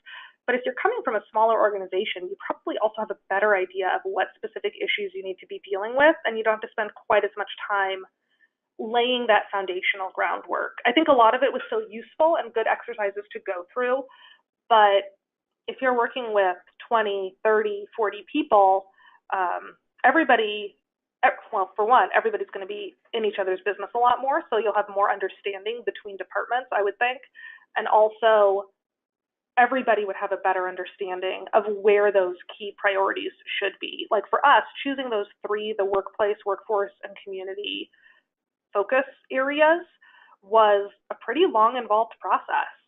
But if it's a smaller organization, you could make decisions faster and start moving on some of this stuff a lot faster. So I think that would be a great benefit. It wouldn't take 3 years to just kind of get off the ground. You'd be able to move a lot faster, and you might be able to make do without a consultant. I still think having that outside perspective was incredibly useful, especially because we don't have a designated D&I person on staff. So I would probably recommend still working with an outside person, but a lot of that timeline could be sped up, I would imagine. Great, and we have what looks like one final question coming in, and that is, what is the biggest lesson learned since the launch of your council? Ooh, biggest lesson learned. Slow and steady is probably the moral of the story for us so far. There have definitely been some staff who were on the council initially who were ready to, we had some revolutionaries who were ready to just burn it all to the ground and start over. So tempering people's expectations and setting the course, setting expectations so that people understood this is a long-term thing. And of course, we use tree metaphors a lot here. So you plant a seed for a tree and you're not going to see the results for 20 years. And that's kind of the framing that we had to get into people's heads, is we're making all these small accomplishments and we're doing little projects here and there, which are all good, but they're all contributing to this larger goal of creating an inclusive organization. And that's just not something that's going to happen overnight. It's something that's going to be painful at times, and it's going to be hard, and we're probably going to have missteps along the way, but we're in it for the long haul. And having a really solid framework for the council, and again, working with an outside partner, helps it stay sustainable. So nobody's getting burnt out doing this work. Everybody's contributing. Everybody's feeling a little bit of success, but we're able to keep it going for years into the future. Because like I said before, this is not work that's going to be quick or easy. It's definitely something you have to be committed to for the long haul. Great. Thank you again, Anna, for sharing your expertise with us. We really enjoyed your session. Welcome back, everyone. We are back now for our final session of the day with Ryan McEnany of Bailey Nurseries. A native of Woodbury, Minnesota, Ryan has a diverse background within the communications, entertainment, beauty, and horticulture industries. While working towards a degree in communication studies from the University of St. Thomas, Ryan began his career working at Big Brothers Big Sisters of the Greater Twin Cities before transitioning to internships in Los Angeles. Following graduation, he moved permanently to continue his work in entertainment public relations, representing clients such as Tom Ford, Jude Law, Annette Bening, Ridley Scott, Ryan Murphy, Matthew Broderick, and the USA Network.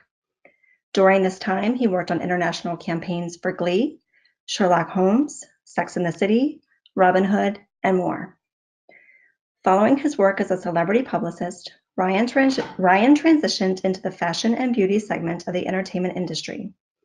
In that role, he oversaw public relations and brand relationships for top celebrity hairstylists, makeup artists, and more. Upon returning to Minnesota, Ryan's public relations clients have included Twin Cities Pride, the Minnesota Ironman Bicycle Ride, the Minnesota AIDS Walk, Minnesota Corral, and more. Ryan is a fifth-generation family member at Bailey Nurseries, a 113-year-old business headquartered outside of St. Paul, Minnesota. The company has grown to be one of the largest growers of trees and shrubs in the United States and also owns some of the largest consumer brands in the home and garden industry: Endless Summer Hydrangeas, First Editions Plants, and Easy Elegance Roses. Ryan currently handles public relations and social media for the brands and has recently been named their national consumer spokesperson. Ryan will be presenting today on how to communicate with the millennial generation and will share research and data on millennials' relationship with the home and garden industry. Please welcome Ryan.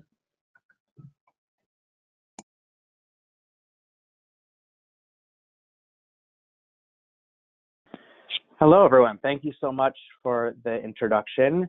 As Katie said, my name is Ryan McEnany, and I work for Bailey Nurseries in St. Paul, Minnesota. And I'm really excited to share with you today some information and insight a little bit into the millennial generation, which is also known as the me generation, and trying to get an understanding from a millennial perspective. So to kick us off, we have to take a look, before we get too far into it, into who the millennials are. Who is a millennial? This, I think, is a pretty good stereotypical picture of the millennials. You've got cell phones, you've got the fancy coffee, the iPad, lots of color and a bright space. So I think that it's a pretty good representation, and honestly kind of looks like what me and my friends would do if we're not paying attention. We sort of get distracted and pulled into our phones, and it's become a little bit of a reality of who we are. I think that we're trying to take a little bit of a step back, because this is the idea. Literally, I typed in millennials, and this is one of the first pictures that showed up on Google. So I think that's something we have to battle a little bit, but also for all of us in the marketing field to sort of take into account as we prepare all of our strategies. We're also the selfie generation, and we're going to talk a little bit more about this in a little bit. But you look through a millennial's newsfeed, you look at their Facebook profile, you look at Instagram, you look at the Instagram stories especially, and the selfie is incredibly prevalent. You look at, they've created selfie sticks for this exact reason. And so I think that this sort of, again, leads to who the millennials are perceived as, this sort of selfie-obsessed generation. On top of that, and in addition to it, we've got the celebrity piece on top, and the celebrity selfie, and Kim Kardashian, who sort of started this whole thing herself. She's probably single-handedly responsible for a lot of the ideas of what millennials are, and it's because she has been, whether you like her or not, she and her mother have been brilliant in creating an empire. I'm also a millennial, as you probably can tell from the beginning of the talk and from sort of how we've constructed this. This is a picture of me this last summer. I was at an event in New York. We partnered with HGTV for a consumer-facing blogger event.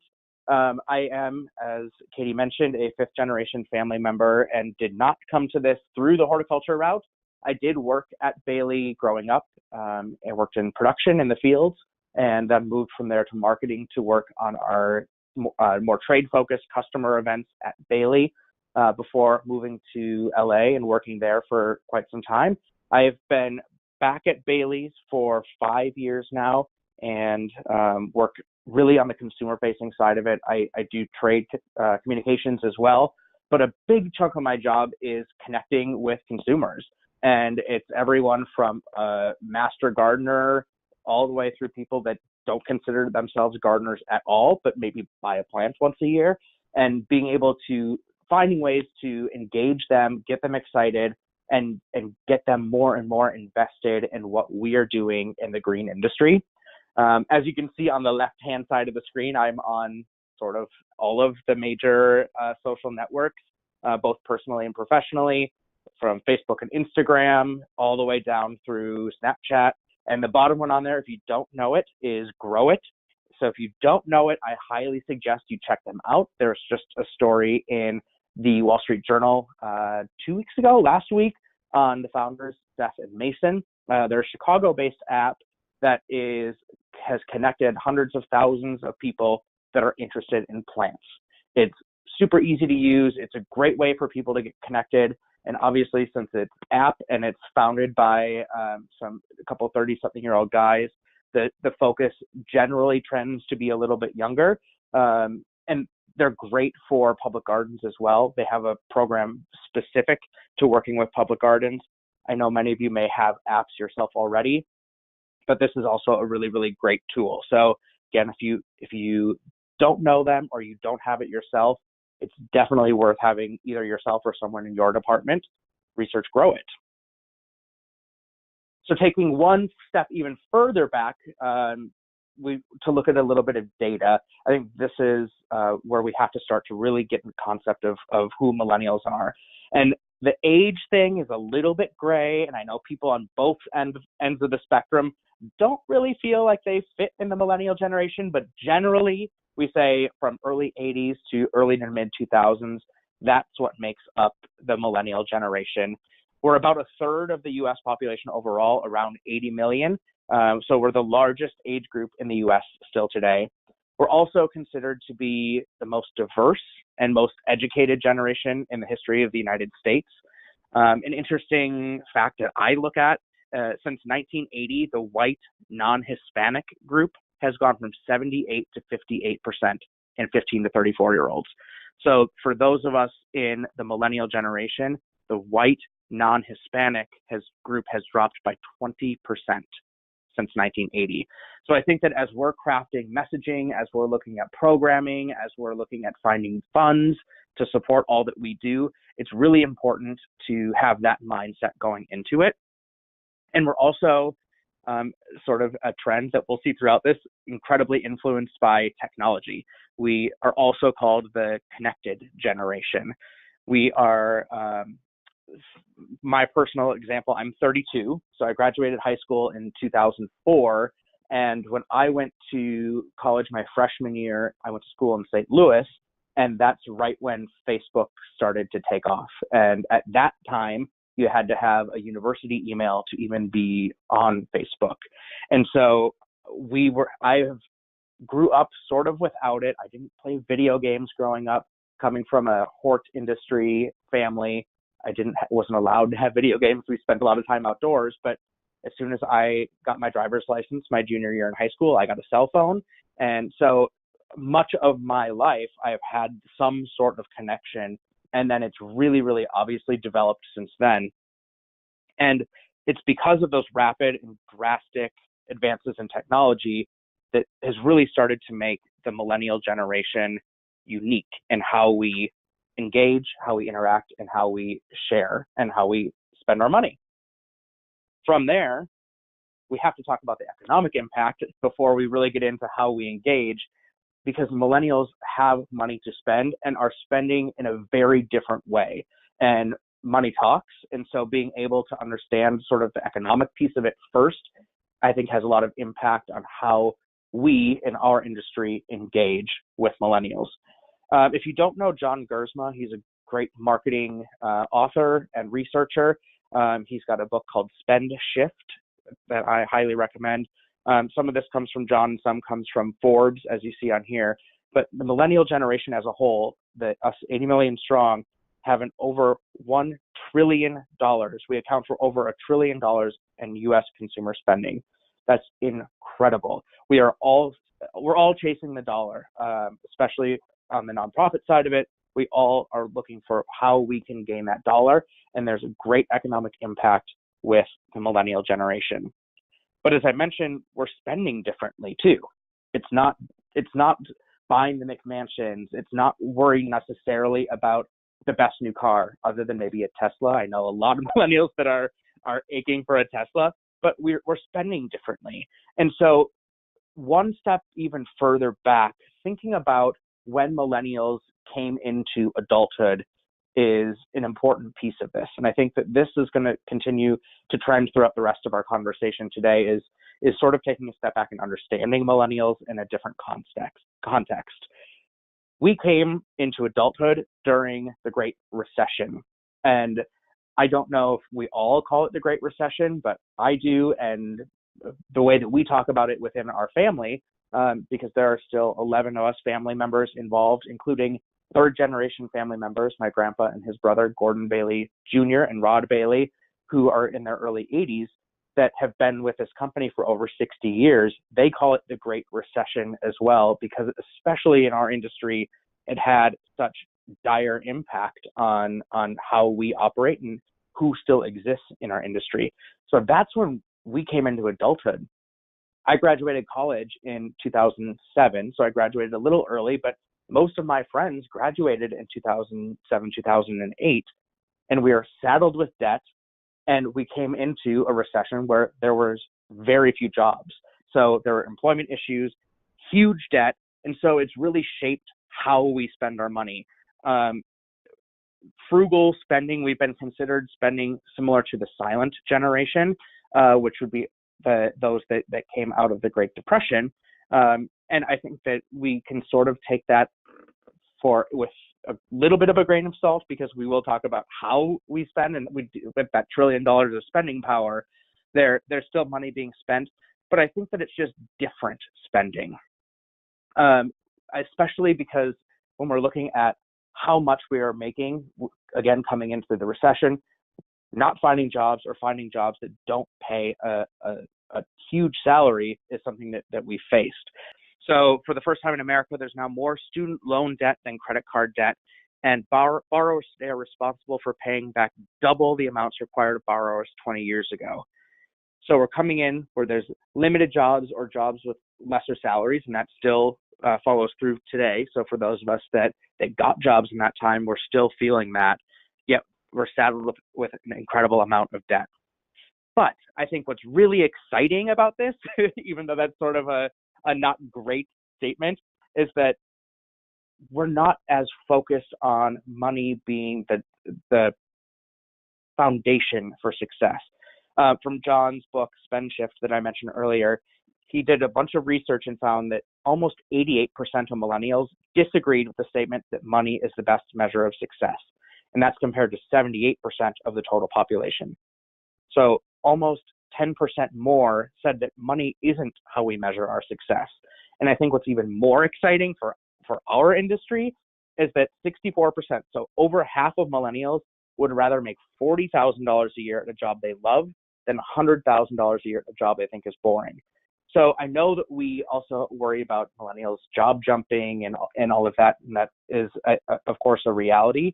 But I think that we have great opportunity to showcase what our industry offers to be able to start recruiting. So not necessarily in getting people to come visit your gardens, but also looking at this from a recruiting perspective too, because we do have so much inherent excitement about green and nature in the millennial generation, and going back to nature and taking their kids to the gardens and being able to grow your own fruits and vegetables with your family. All of that is a great gateway into showcasing what our industry offers, the diversity in jobs that we offer, and getting them really excited about coming in, because I know that we don't all have gigantic budgets to spend on payroll. With that, there's another organization that you may know about, and if you don't, that I would strongly recommend that you look at. And Paul Redmond at Longwood is one of the leaders in this, which is Seed Your Future. My mother, who is the president of Bailey, along with Paul and Anna Ball and a few others, have sort of gotten this group off the ground that really focuses on recruiting the next generation and nurturing the next generation into our industry. And so if that's not something that you're a part of, I recommend checking it out. There's also Bloom, which is part of Seed Your Future, that I'm really excited I get to participate in with their social committee that really focuses on the middle school age kids and getting them excited, not just about our industry, but just about plants and being really creative. And so starting them young is really, really exciting. The last piece that I want to talk about on this page before we get into the me piece of it is looking at the chart of average use of monthly income. So again, we talk about how we're making less money, saddled in debt, and came into this in a really difficult time. But notice that a piece of the pie, it's not the biggest, it's probably the smallest, but there's a donation section on there. And if you look at, again, we talk about how people are spending money differently, you would think that if there's less money, that donations wouldn't necessarily fit onto that pie chart. But because we are so invested generally in our generation on relationship and experience, which again, we're going to get into definitely more in depth, that it is an important piece of who we are in social justice and social responsibility. So in the public garden sector, being able to harness the excitement of a millennial generation also can drop down to your bottom line. So that's something that I think is really exciting, that it's even a part of this conversation. So this is where it all began. This is from May of 2013. So it's an older story from Time magazine that Joel Stein wrote. But this is when the conversation about millennials and being able to have a conversation with millennials and marketing to millennials really, really kicked off. And I think that, sort of similar to the first picture I showed you, that this is very representative of what millennials are characterized as because of how we act. So it's not far off. But I love the copy that he has written. Millennials are lazy, entitled narcissists who still live with their parents, and why they'll save us all. But I want to start by focusing on the first piece of it. Lazy, entitled narcissists who live with their parents. We can't have this conversation. We've already talked about Kim, so we've got to talk about Kanye too. This is from his interview in The Guardian in 2005. So again, it's a little bit old, but for those of you that know Kanye, not much has changed. And he says, come on now, how could you be me and want to be someone else? And Kanye is sort of the epitome of narcissism. And as we look at the me generation, narcissism obviously is something that is a stigma that we fight, but there's also science to prove it. The narcissistic personality disorder is 3 times as high for people in their 20s and early 30s, so those of us in the millennial generation, as for the generation that's now 65 and older.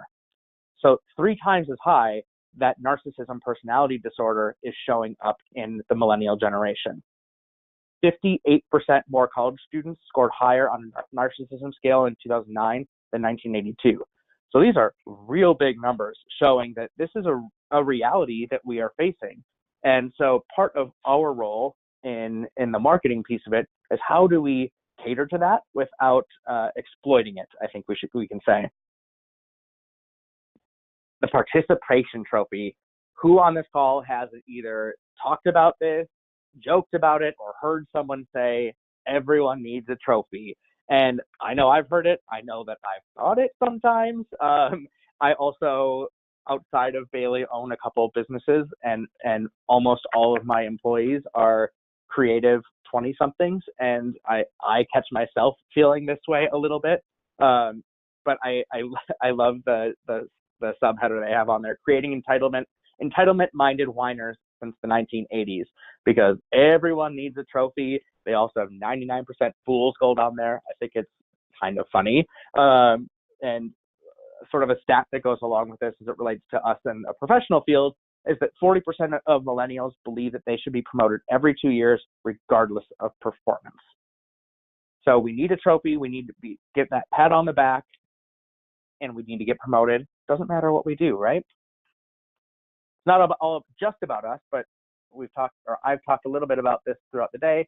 The celebrities. It's all about the celebs and holding their umbrellas and holding up their dresses.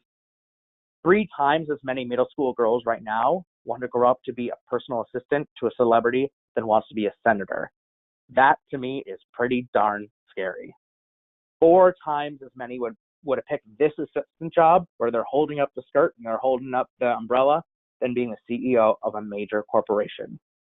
These are all really scary things that we have to face. So probably wondering why I've spent the last 20 minutes sort of talking poorly about my compatriots in the millennial generation. They're all realities that we have to face, but I think we need to go and take one step back and see, where did we come from? Why are millennials this way? Because again, if we can understand the why, we can understand how better to communicate and engage with them, and ultimately drive people to our gardens, to drive business, to drive donations. Millennials as a whole are children of baby boomers who, I didn't know this until, again, I was doing some research for this conversation that we had, that we started a couple of years ago. But the New York Magazine did this great story called The Me Decade. And this is from the mid 70s. So the me generation was really born out of the me generation. Then technology came on board and exacerbated all of these things that were sort of bred into us without even really understanding it. So you look at the Yuppie Handbook, which I think is hilarious, but you think about how entertainment and how all of that has sort of shaped who we are. You look at the McMansions of the 90s and early 2000s. You look even further back at the Cleavers and the perfection that was sort of placed on the ideal American society. Then you take all of that and you add technology, and it just blows it up. There's an interesting stat that today, the average middle-class American family walks around 85 pictures of themselves and their pets. 85 pictures that they are staring at every day of themselves and their families. So we grew up around this. As a millennial, we grew up, and I did it too. I remember there were pictures all over the place of our family. We had the nice house, we had the yard, we had like these things were a relevant piece of how we grew up without even knowing it. And then we got technology, and so that expectation of perfection, we had the accessibility to communicate that and almost the expectation to communicate that on a regular basis. I also love this photo because it reminds me a little bit of growing up as well. And for those of you that are in the boomer generation, think about when you would share vacation photos or family photos. I remember when we had family before the internet existed, we had family that were traveling overseas or visiting family elsewhere, and we would all go to their house and watch slideshows after. This is really no different than what millennials are doing by being self-obsessed on our phones. It's just that we have the technology. I think that this is really funny. There's a quote that says, "Can you imagine if the boomers had YouTube? How narcissistic would it have seemed to their parents?" And so it's just the construct and how we communicate that has changed. And it's not only changed how we communicate, but the frequency. There's another quote that I love. "Can you imagine how many freaking Instagrams of people playing in the mud during Woodstock would we have seen?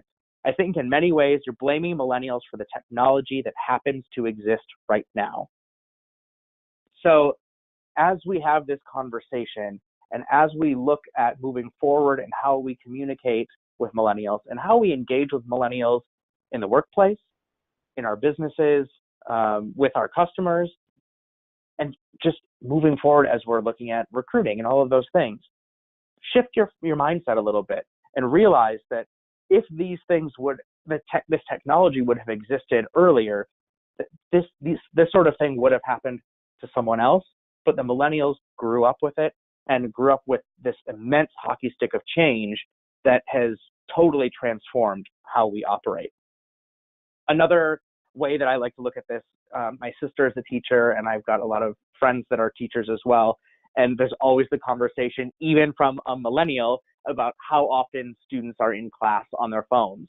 And again, sort of taking that shifted perspective a little bit, imagine that you are in line at the grocery store, or I was in Disney World last week for National Garden Bureau meeting, and the line for the Pirates of the Caribbean ride was an hour long. And again, I try to intentionally not have my phone out as often as I would probably without thinking about it.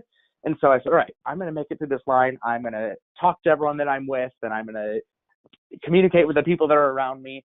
10 minutes in, I had my darn phone out. Now imagine that you're in 8th grade You've had technology your entire life, and how could you make it through without it? And I'm not saying that this is right at all. I just think that we need to take a step back and realize that we're sort of a product of our surroundings, and this is what's happened. And so with all of this, I think that for all of us to be able to move forward in this, we have to just take a little bit different perspective. So technology has created this narcissism. Technology has created laziness or perceived laziness. You look at some of the stats on how millennials spend their time, and number one is TV.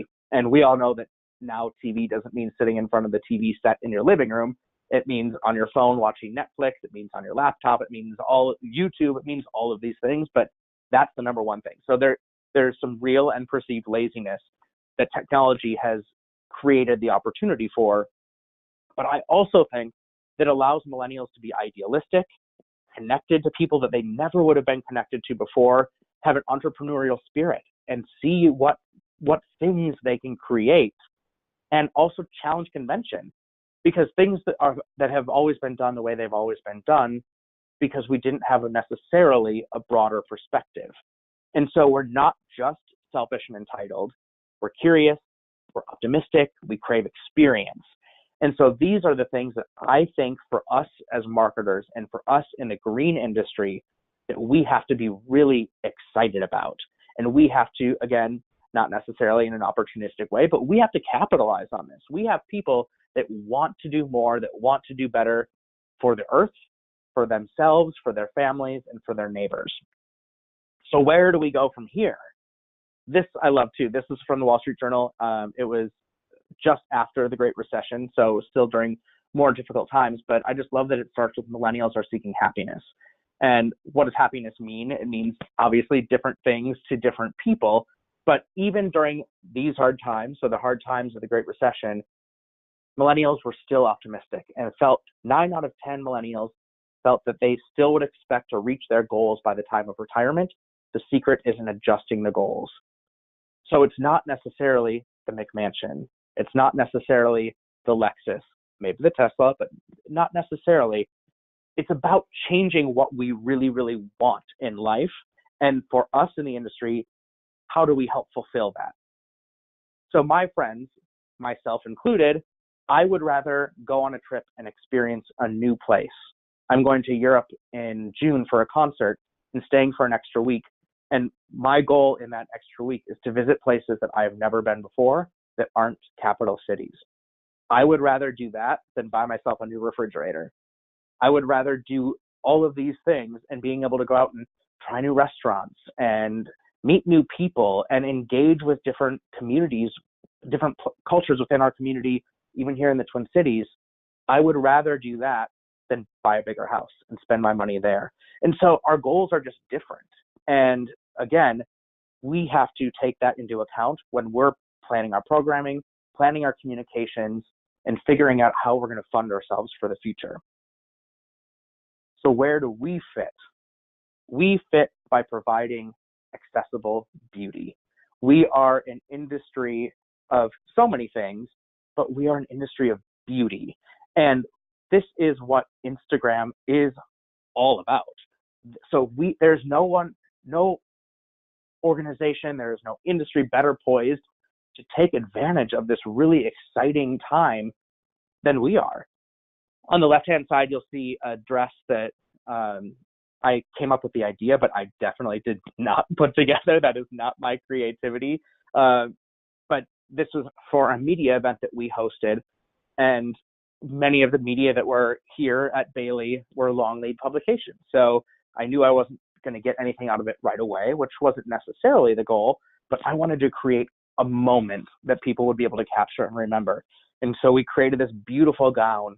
It was all out of living material, obviously featuring hydrangeas, which is our #1 selling plant, but it gave a moment that was really spectacular. And this is, again, these ideas, hopefully you can be able to take and recreate in your space, but it was a moment that was really exciting and got a lot of great traction. On the right-hand side was at the Chicago Flower Show a couple of years ago. They literally created like Mona Lisa frames surrounded by flowers. And I was at that show every single day because we had an area that we had to staff, and I was speaking there. and that photo booth was full every single time. So we do this, we create this accessible beauty, but we also have to create the content to support it. We have to get people there to actually see it, and then create signage while they're there to get people pushed the right direction, focusing, maybe you have an area that's focused on DIY. How do they do this on their own? Not necessarily this, but maybe you have container combinations and some educational components that you build into your displays. Forbes says that millennials are 60% more likely to produce and share content online than anyone that's not a millennial. So brands, or any of us, we are all our own brand, we have to undergo a vast transformation to attract and retain millennials. If we don't provide ease of access at a reasonable cost, and millennials aren't passionate about it, Forbes says we ain't buying it, period. So as we work on developing all of these things, we have to realize that, but we also have to remember that we have a really exciting product to sell. We also have the opportunity to capitalize on this movement of homegrown or locally sourced, because that is very, very prevalent. The National Garden Association said that millennial gardeners have increased from 8 million in 2008 to 13 million in 2013, and that continues to rise. So that's a 63% increase in 5 years of millennials that call themselves gardeners. A lot of this stems from food, and I know a lot of public gardens have a great food program. Use that to draw them in. We have to capitalize on this, and then again, once they're in, we get them hooked and get them excited and give people reasons to engage. Some of it might just be the aesthetic. Some of my friends, like I told you about, they buy one plant a year, but give them a reason to use you as a resource and talk about how it's helping the community, how it's helping them. Do you do dedications? Do you do community engagement with volunteer opportunities? All of those things are important. So if you are doing those, showcase them on social to attract that new audience. Another piece that's really trendy is the idea of wellness and even gardening for wellness. But for those that, again, don't consider themselves gardeners, provide opportunities for them to experience wellness in your space. This is at the Greater Des Moines Botanic Garden. Many of you, I'm sure, know Kelly Norris, and he sent me this and told me that their highest population group that visits their garden is millennials. And it's because they create things like this. They do a live concert series right on the river. They're, of course, a big wedding venue, but they create programming that is relevant to an audience that they know they need for the future. So it's really exciting. It's really cool to see that it's happening. And I know many of you are probably doing this as well, but just keep continuing and keep pushing the envelope. Getting back very briefly to the financial piece of it, this to me was really exciting. I mean, it shows that millennials are spending money more freely than probably anyone else. So again, we talk about frugality, but we also talk about this. But again, it's just a shift that this is now more our priority than, again, saving up to buy a big brand new house. We're a more renter focused group or a more modest home purchasing group. The two pieces of this that I'd like to focus on are the bottom two. Eating at a hot restaurant in town, 79% of millennials said that that is a priority. And going to see live music, sports, or another event, 73% said that they're willing to spend more freely there than any other generation. This sort of goes back to the Des Moines Botanic Garden as an example, doing yoga, having a concert series. Millennials are willing to spend money on it. And so they're telling us that this is what they will do. So we have to internalize that and say, okay, let's bring that in. And I know that sometimes weddings and yoga, like you see on the lawn, there are horticultural challenges that brings. But if we want to draw in, retain, attract, and keep these people for future donors and for the future health of our organization, we can't fight it, and we have to take what exists already. The other piece of it that I think is really important is to reach millennials where they are already. We can't continue traditional methods of communication for this audience. I'm not saying don't do that at all, because I'm sure a majority of your audience still receives traditional media through e-newsletters, through print, through billboards.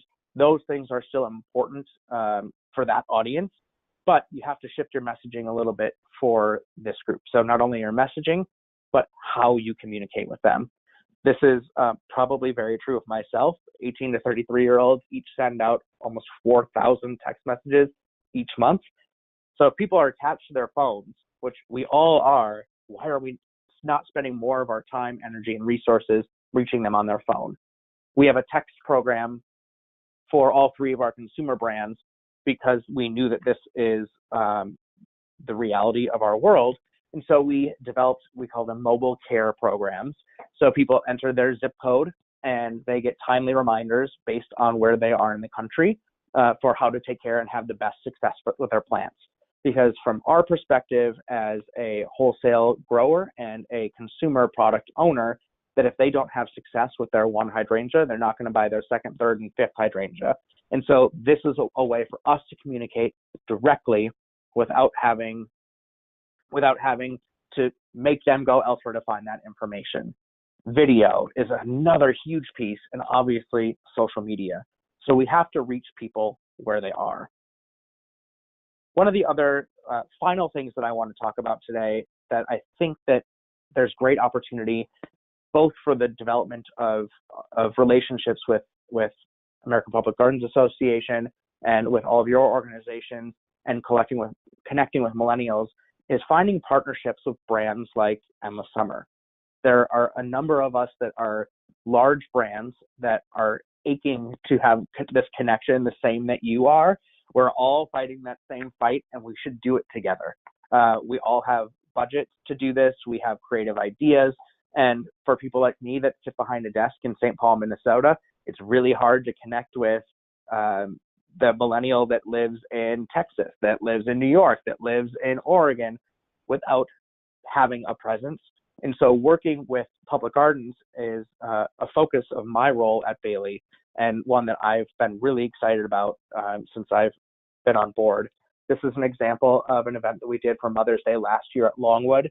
They were very gracious enough to allow us to come in and work with them for the entire weekend. We built this step and repeat wall out of hydrangeas for Mother's Day weekend. We brought a photographer in and we took pictures of families as they walked through. It wasn't branded Endless Summer, none of that. It was, again, just to create an experience. And so there are multiple generations. There's millennials with their kids. But again, this caters exactly to what millennials want. They want that Instagrammable moment. And so this is something that Longwood saw great opportunity in. Not that they don't have millions of other Instagrammable moments as well, but this was something special and unique for that weekend, so that they could share this with their guests, because they were able to take these pictures free of charge and keep as a memento. So opportunities like this are really exciting. We also did something similar, but in a different context. For those of you that listened to Joe's talk earlier, this is at the Lincoln Park Zoo in Chicago. They did an event, Craft Brews at the Zoo. And so that, by the way, is a brilliant idea. They had a big beer festival, and we were out doing a tour. And so I reached out to Joe, and they, again, were very gracious to have us there. And we built, again, a wall out of hydrangeas. And this was all for millennials. And let me tell you, we didn't think that people really knew. We knew that people like appreciated plants and all that, but I can't tell you how many guys coming through my age that said, oh, I love hydrangeas, or I've got hydrangeas at my house, or hydrangeas were in my wife's wedding bouquet. They know it. And finding them again in a place where they are already existing, where they are already having fun, was a really exciting way for us to interact. Not to mention, they all had a lot of fun because there was beer, but I also loved this picture, and we did not set this up. This was an absolutely natural setting, and it could not be more perfect for this conversation. Creating Instagrammable moments, Lincoln Park Zoo branding is right there. It wasn't necessarily about the hydrangeas, but it was creating an experience that they wanted to remember. So that was really, really exciting, and an opportunity for working with brands like Endless Summer that we can help you create these moments. Another example of what we did just recently, again, I mentioned we do a tour every year where we go out and work in a community, work with public gardens and work with nonprofits, do media, we do retail garden center visits. This was from our East Coast tour last year. This is at Magnolia Plantation in South Carolina, just outside Charleston. And they were kicking off a 30-acre kids garden. And so we were very excited to partner with them, and we donated a bunch of plants for the groundbreaking of the kids garden. And this was exciting for us for many reasons. One, because it was giving back to the public gardens that do so much for our community. It also, sort of a mutually beneficial thing, is that there are varieties that are currently available on the marketplace shown in a public garden setting that is incredibly important, because we're a generation that relies on inspiration. And though we love our independent garden centers, they are a sales tool, and the opportunity for inspiration comes with public gardens. And so for us to be able to showcase these plants that people can see how great they work in the landscape, go to their garden center or go online if that's where they shop and say, that's what I want because I saw that it worked and I saw that it was beautiful. So that was really exciting. It also, especially because this was a kids-focused garden, it reaches that young audience that we desperately are all going after. It's millennials that are in there taking their selfies. It's millennials with kids, and we're grooming Gen Z who's coming up after us, fierce and strong, and it's getting them engaged with our plants from a brand perspective, but getting them just engaged and excited with nature.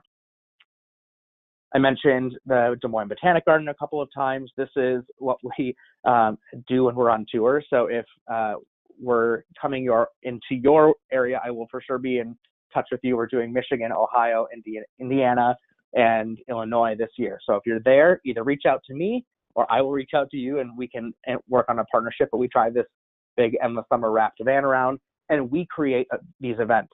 So Lincoln Park Zoo is obviously in collaboration with the zoo and the craft beer. But Longwood, we came in and we will help create these moments for you.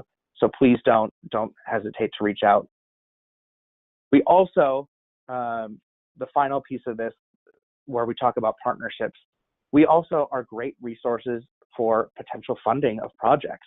This is an example on the left-hand side on Cape Cod. This is Heritage Museums and Gardens.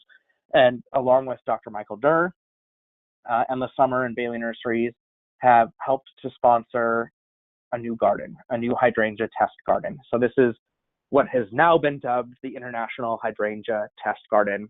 And it's located again in Sandwich, Massachusetts on Cape Cod. And they have this really incredible historical collection of hydrangeas. And again, going back to having the conversation with millennials, it's important that they're able to see something that then they can go purchase.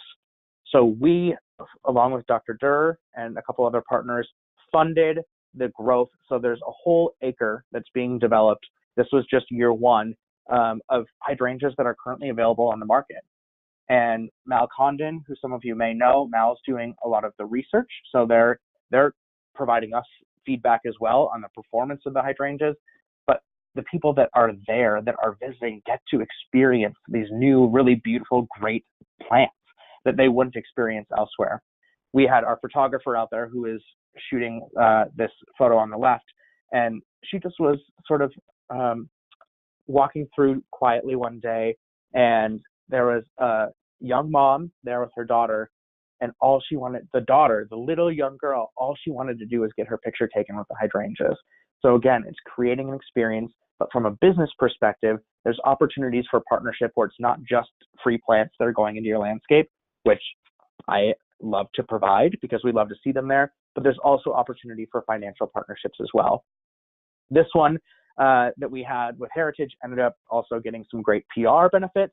So while BHG might not be the perfect target for a millennial audience, it also had this ancillary benefit of getting some really great coverage. They came out that year. They knew that we were building this garden, and so they came out.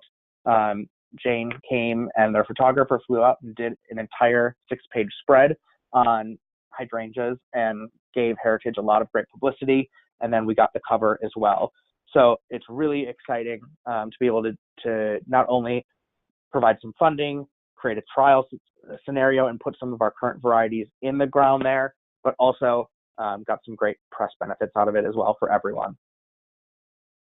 So as we wrap up today, some key things to think about. Don't fight it.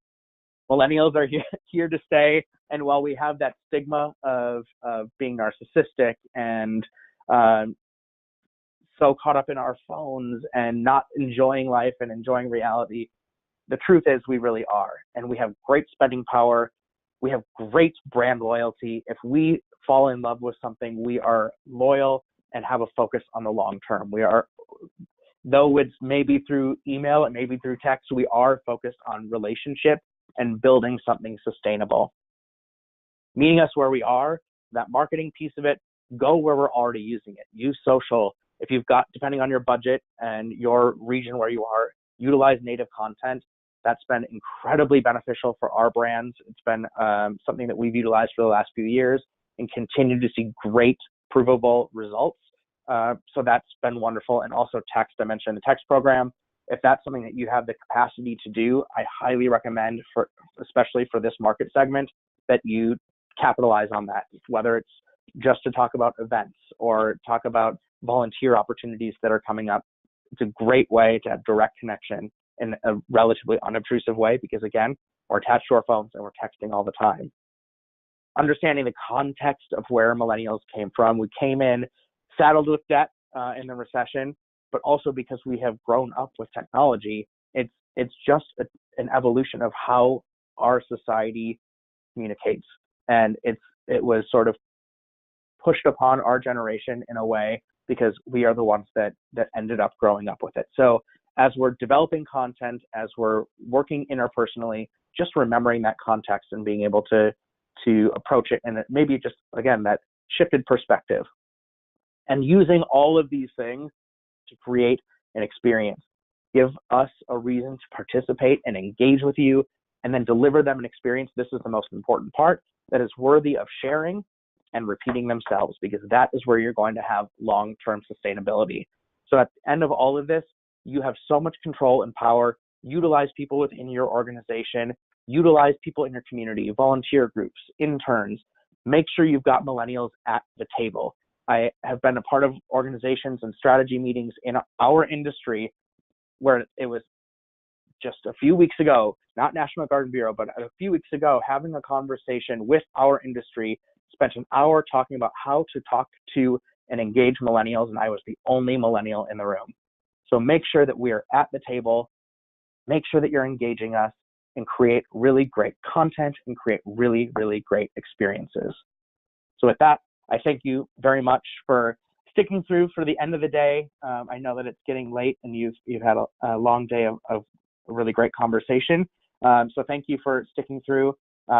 If we've got any questions, Katie's going to jump in and relay them, and I will do my very best to get them answered for you. Thank you very much. We do have some questions coming in, Ryan, but first, thank you so much for such a fantastic, informative session. We really enjoyed it. So the first question that came to us was, what platform do you use for text pushes, and how do you get people to opt in? That is a really great question, and I will have to find the answer for you. We use our agency has set that program up, so I don't know exactly what company we use, but I will find that out for you. Since we have Canadian customers as well, we do English, Spanish, and French, and people opt in. For all three of our brands, it's the same phone number, and we get people to opt in through, we push it on social, we push it through in-store signage, we push it through newsletters, it's part of some of our advertising campaign. And then when we do in-person events, so when we're at the Chicago Flower Show, when we are speaking at public gardens, it's part of our communication almost every time to get people to sign up. We also have it on every single one of our plant tags. So that way, when people are actually in store and they get it home and they're looking at the tag to figure out how the heck to plant it and keep it alive, that information is right there, so they're able to opt in there. We also have it where they can opt in on our consumer websites. So we try and hit them everywhere. Again, talking about going to where they're utilizing it, we try and communicate that they have that option in every place that they might look. Okay, and the next question we have for you, Ryan, is what is the biggest difference in how to communicate with millennials when first attracting them versus retaining their interest? I think attracting them is one thing that I didn't mention that thank you so much for this question. One thing that is really important when you're attracting them is show people that look like them in your communications. If I see something where I don't mean this at all in a negative way, but if I see an event that's being promoted and everyone that's there is 60 plus, I might not feel super comfortable or excited about participating. So if and I think that this goes both ways. I think that if you show a yoga session and it's all 20-year-olds, then someone that is in their 50s and 60s might not feel like they're comfortable in participating either. So it's almost creating some separate marketing just to that audience. And then when you're creating your overall content calendar, making sure that you're incorporating people that look like those that you want to engage. So I think that goes for age, and I think that goes for diversity. So almost creating a separate marketing strategy just for a younger or a millennial generation or a technology advanced subset almost, because it doesn't necessarily just mean young. It means people that are more engaged with technology.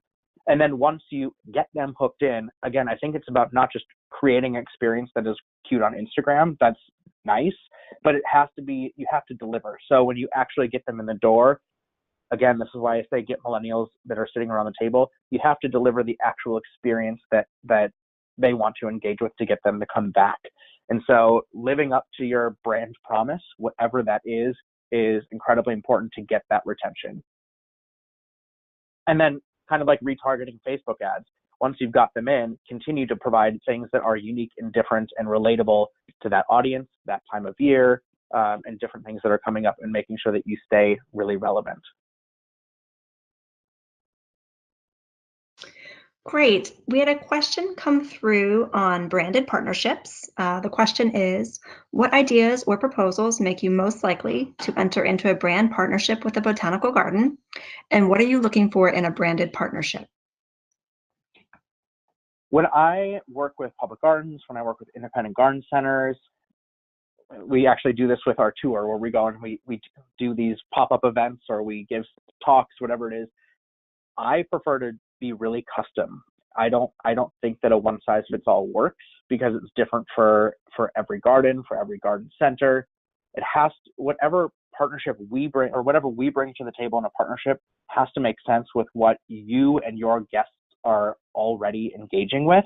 And maybe it is something new. Maybe we're trying a new path to get a more millennial audience or a more pollinator friendly audience or someone that really is excited about new varieties. So maybe there is some of that new piece to it, but we have to do something that really works for you. And then from our brand perspective, it's about awareness. Something that we honestly come up against a lot when we work with public gardens is signage. And we don't ask for gigantic signs saying this is endless summer, this is first editions, but even labeling of plants, we've come up against that a lot. And I know that especially in more historical gardens, that's a bit of a challenge. But again, when the reason that we donate plants or that we partner with public gardens is so that people see them in the landscape, are inspired by their beauty, and are able to replicate that beauty at home. And so that's one of the biggest things that I look for. And then figuring out ways that we can augment the space that exists. So I don't want to just plop a hydrangea in just because I want Bloomstruck shown to the people that are walking through. It all has to make sense. I think that trialing or some data or feedback is really nice to have. I don't think it's a need to have when I'm working with a public garden, but it's a really nice thing to have, especially when we're trialing new varieties. I go back to Des Moines a lot, but they're close, and Kelly is a good friend, but they're doing some cold hardiness trialing for us on a Vitex that's being introduced this year to the commercial or to the consumer industry. So we're not worried about it. It can be in the public space, but we get to try some new things and do what's supposed to be a zone 6-7 plant in zone 5. So that's also really exciting for me when we get to work with public gardens is some of that trialing piece, and it doesn't have to be behind closed doors. It can be out in the public for all to see and just see if it survives the winter, survives the heat, survives humidity. So those are things that I look at for sure. Okay, and our last question we have for you, Ryan, has us looking a little bit ahead. And it is there a big difference between millennials and the upcoming Gen Z? Absolutely. I think that, and I think a lot of it stems back just like it is between boomers and X and millennials. It's technology focused. And I think that one of the trends that we're starting to see, and again, I talked about Bloom earlier through Seed Your Future, but even some of the things that we're seeing with Bloom is even more exciting. I mean, millennials are engaged with a greener world for sure, but there's almost a little bit of a backlash to technology. And maybe it's because Gen Z is seeing their parents on their phones the whole time they've been growing up. So not like Fortnite is going away, but I think that there's a little bit of a backlash to technology. And so this back to earth, back to green, I think is a trend that we're going to continue to see. And so finding ways, again, like the kids' garden at Magnolia, finding ways to get them not just the backlash to technology, but giving them an outlet for that energy and that attention. That's something that I think is exciting, again, from a visitor perspective, but also from recruiting people to work in our industry and showcasing to this next population of people that are coming up the diversity that our industry offers.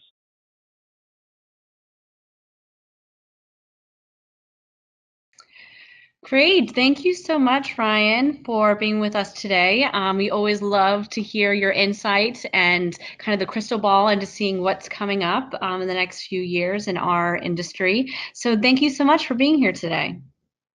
Of course, thank you. And again, if anyone has more specific questions or want to talk about plant partnerships, feel free. You can find all my information in the APGA directory too. So feel free to reach out.